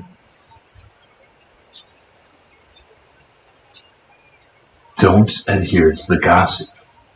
defy it. Suddenly you hear the strange voice again. Gossip. In other words, the rumors. What will happen if I don't follow the rumors? Ida, go back to the car. There's something I want to try. But it might end up backfiring on me. Oh, okay. Make sure you come back. I can't drive, so... Oh, right. Wait a second. Ida puffs out his chest and holds his index finger up. I've got some good info from the BBS. I guess Hanayomi has this weird fixation on eyes. If something goes wrong, just remember that. Huh? So, what are you telling me to do? I'm not really sure either. Anyway, just avoid saying I and things like that. Don't talk about myself. No, I mean EYE, as in eyeball. Oh, and just in case, don't mention words that have that sound either. There's a limit to unreliability. I'll keep it in mind. Ida returns to the car. I step inside and wait for the phone to ring. There's a poster in the booth too, just like the one at the rest area. This looks like it's been here for a few years. Young woman kidnapped. A local woman was kidnapped close to this location. If you were a witness to this crime, please notify the police. February 8th, 5 years ago. I think the poster I saw at the rest area had the exact same date. Oh, I thought it said 5 days ago with the other one. Okay, so it's that Chow. Oh my god, I'm an idiot. Coincidence? The phone rings. Mushy mushy. I grab the receiver and slowly pick it up. I hear a noise like someone chewing gum from the other end of the phone. An icy cold voice speaks. Did you see it? Okay, let's defy it. Nope. Oh, no. I saw it. Yeah. You saw, didn't you? You saw that thing of me. The voice cuts off. Oh. Something outside collides violently with the glass in the booth, but I can't see it. Live or die. Ooh, nice. Tell me, how did you see it? With your own eyes? Or eyeglasses? A telescope? What'd you see it with? Telescope. Safe!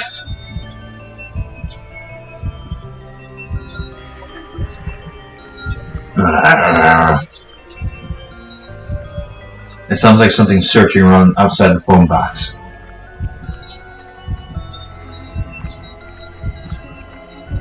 You saw it. You said you saw it. What color? A beautiful color. Red? Pink? Green? Oh, crap. Pink? Ooh! That was just a guess, too.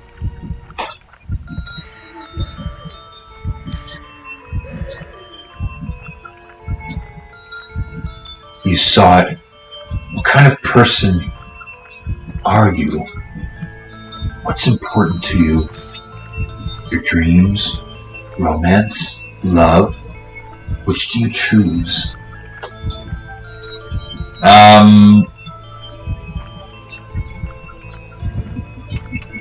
I believe in love! Wrong.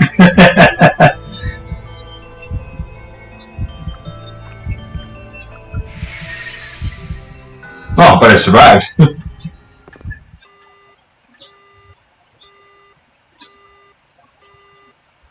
The phone goes dead.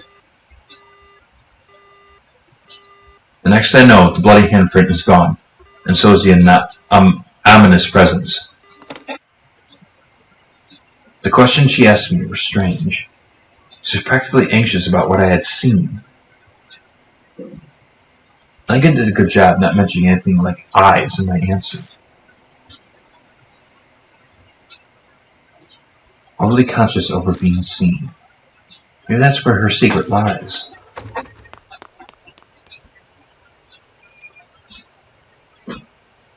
I exit the booth, and Ida rushes up to me. Did something happen? My mark hurt all of a sudden.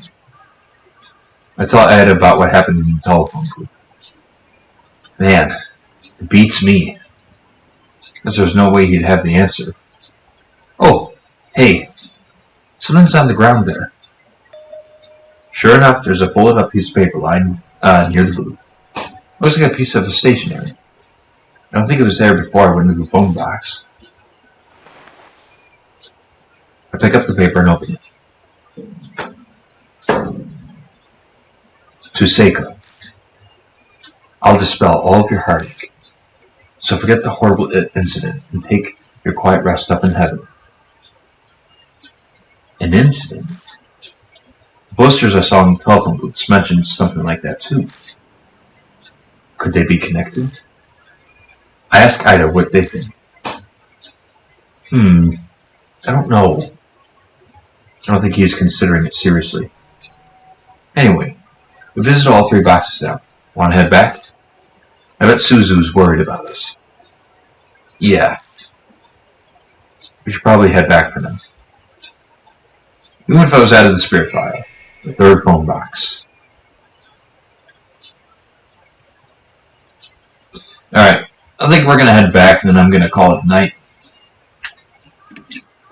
We'll go ahead and do all the dialogue options there, and we'll save it, and then we'll pick up tomorrow.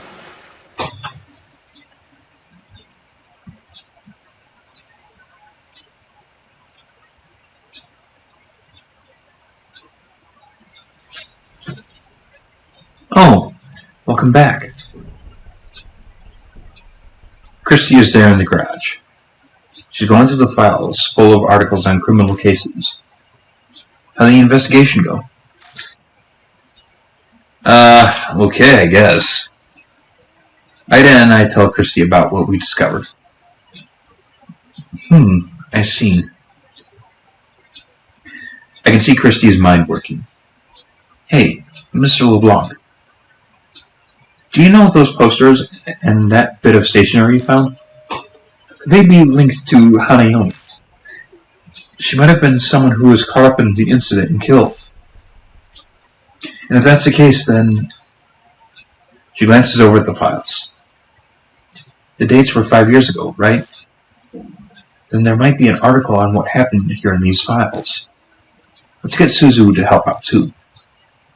Go get a move on. All 4 of us began reading through the files.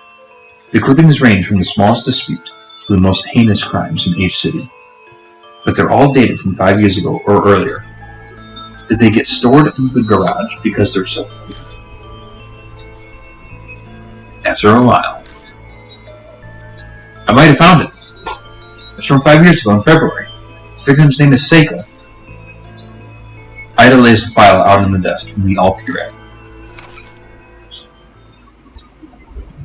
The file has articles about an incident that happened 5 years ago. The victim's name was Seiko Hasegawa. Apparently she committed suicide in the forest by H-casting on the eve of her wedding. She was in her dress when she was found. Suzu, you probably shouldn't read it anymore. It's pretty bad. Thanks, Ida. But I want to know more about Hanayomi. I feel like I need to do this. She's cringing, but she sounds determined. Between this and sneaking out at night, she's a surprisingly brave kid. It's rather odd for someone her age. I remember now. This happened back when I used to be a news anchor. Christy mutters just loud in my ear. And do you know what the whole story is? It's horrible. It's hard to recount. A woman was abducted by a gang while she was walking the dog. They brought her to the forest and assaulted her. People found her battered and staggering on the road the next day. The dog was run over and killed near the forest, but it chased after her. Aww. That's horrifying. Yeah, but it wasn't the end of Seiko Hasegawa's misfortune. Ida's suffered cuts. His usual grit is nowhere to be found. He's well known in some circles, but her assault was photographed. The pictures were sent to her fiancé. They threatened to make them public if he didn't pay up.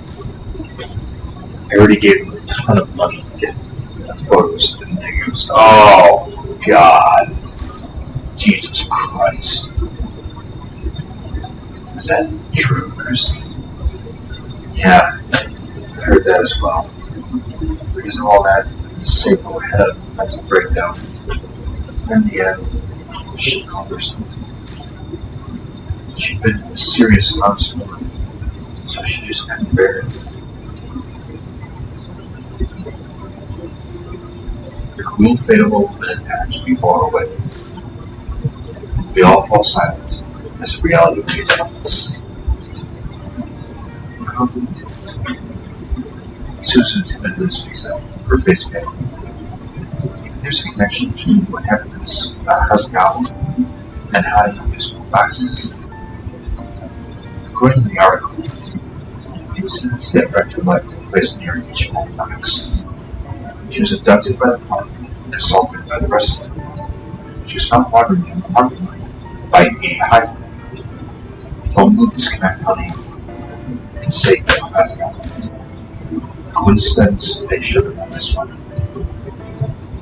So that note we found by the phone, did Seiko's fiancé write? Mostly. What's strange is that it was there, not where she committed suicide. Did Honey only put it there? Maybe she was telling us. I have no clue how serious they but Susan's right. No, it's an important clue for us. I seem to recall Miss Seiko's fiancé, a famous musician. Who was a famous musician? As a result, the case was widely publicized at the time. It happened right after the return from a romantic trip to Greece. Oh, that's a nice place to go honeymoon. Both ladies were sobbing about how it made it all more tragic. And the poor dog we bought Broad Trip died heroically as well. Where's the fiancé now? Well, began acting strange in the shot and went missing.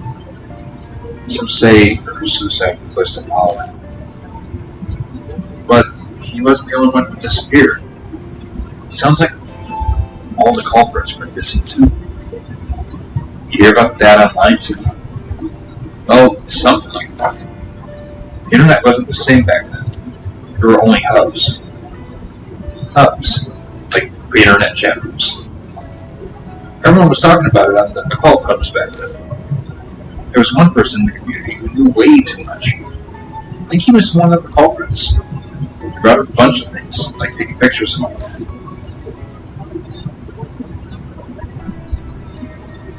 And I bet those pictures were of his soul. Yeah, that's right. After they were finished, those assholes got a camera. Took pictures of her, face soaked with tears. The whole time she yelled, "Don't look. Don't look. Don't look." Hanyomi has an extreme reaction to being seen by others. Kept going on about it, night after night, until he suddenly stopped posting. No one knew him said they couldn't contact him at all. Those guys deserve to die. It was still really creepy. Suddenly, a line from the note pops into my head. I'll dispel you of all your heartache. Hey, Christy, do you happen to know exactly when the horse Seiko killed herself? I was a reporter at the time, so I did go to the location. That was 5 years ago, so I don't remember exactly. I feel like I went west from that big arc at the entrance. So you're really going to go? Yeah. Might be able to figure out something about hunting them. Okay. Well, I'd much prefer to stay here. New info was added to the spirit file. Gathering info on the mansion. Other. We're gonna go to the mansion. We're gonna switch out a partner.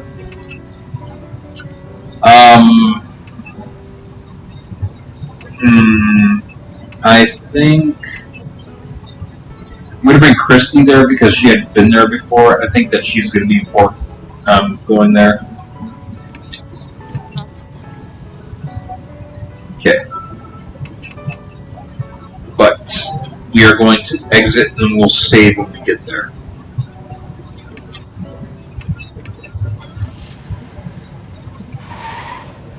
And then we'll call it a night, guys.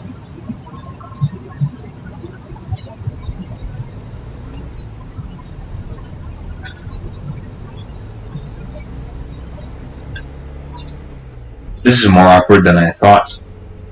Being out alone with someone who, until recently, was planning to kill herself. Do you have something you want to say? She noticed right away. Was I being that obvious? No, not really. It's fine. You don't have to hide it. You're wondering if I still want to kill myself, aren't you? Is this a woman's intuition? No. Maybe I'm just crap at hiding things. Don't worry, I don't anymore. People hate it when things are forced on them, right? Doesn't matter what it is. I can trust you, right? Yes. At least for now. Here's hoping she keeps feeling the same, at least while we're together. Just then the tires hit a bump in the road. I can see a square grayed object in the back seat through the rear view mirror. Is that thing back there yours? No, that's... I had a CD radio cassette player. Huh? Why something like that?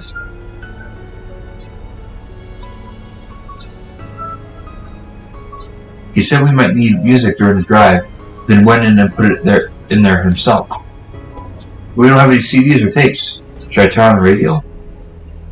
No, I'll pass. The conversation grinds to a halt after that.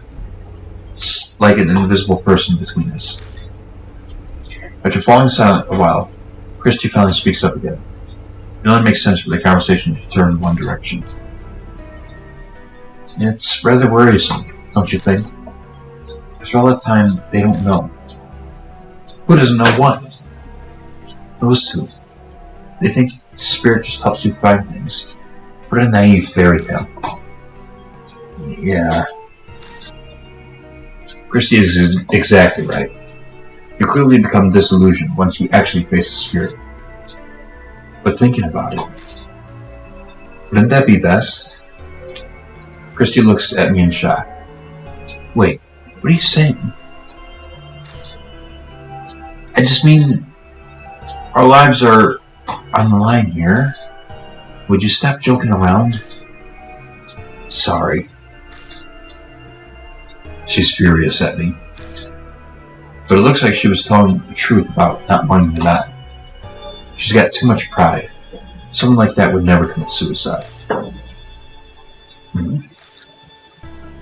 What's so funny?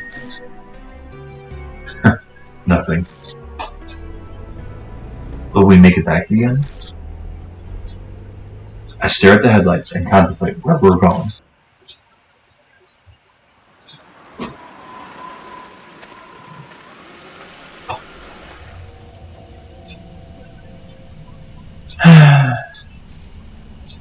That sigh was pretty deep. I can't believe we're here again. This I can feel better knowing he's not around anymore. I almost remind her about Hanayomi, but I stop myself from opening my mouth. I don't want to break her tenuous calm. Okay. It's supposed to be west of the gate. I look to the west of the gate again. There's no sign of a trail. Strange. Maybe I'm remembering wrong. When I came here researching an article, there was a path to the west. Huh? Suddenly, Christie's face stiffens. What's wrong? I feel cold all of a sudden. Huh? Oh. That's creepy. Oh, that's creepy. That's a dog from Full Metal Alchemist.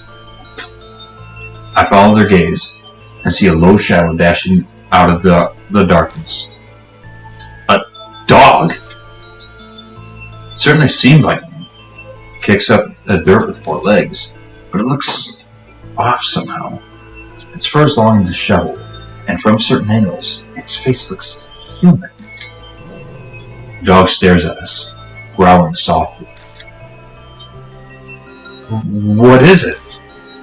Are you trying to tell us something? You're being too gentle with it.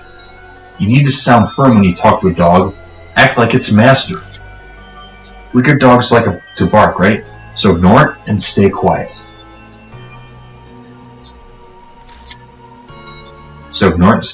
Huh? Guess that's true for humans too. Powerful people tend to ignore others. Okay, I'll keep that in mind. The dog barks loudly, then vanishes in the western underbrush.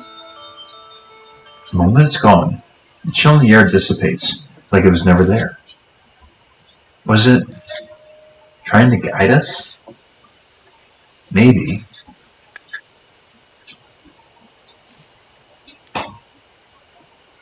I shine the flashlight in the spot where the dog disappeared. An how familiar pain shoots through my wrist.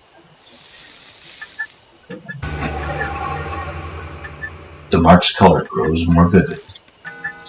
Early dawn, a few hours left until death closes in. There's probably not much time left. We need to hurry. Let's check the bushes over there. New info was added to the spirit file. Investigating the forest again. Okay.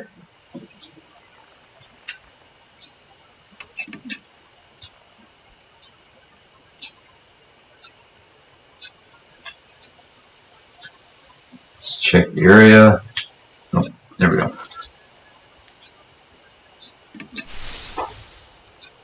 Doggone, I pushed my way into the underbrush.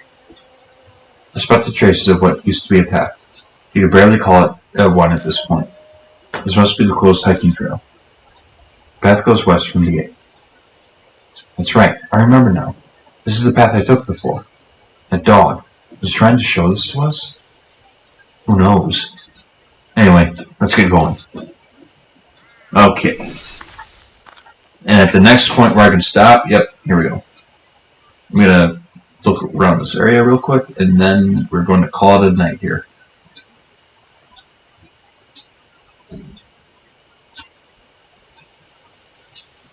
Okay.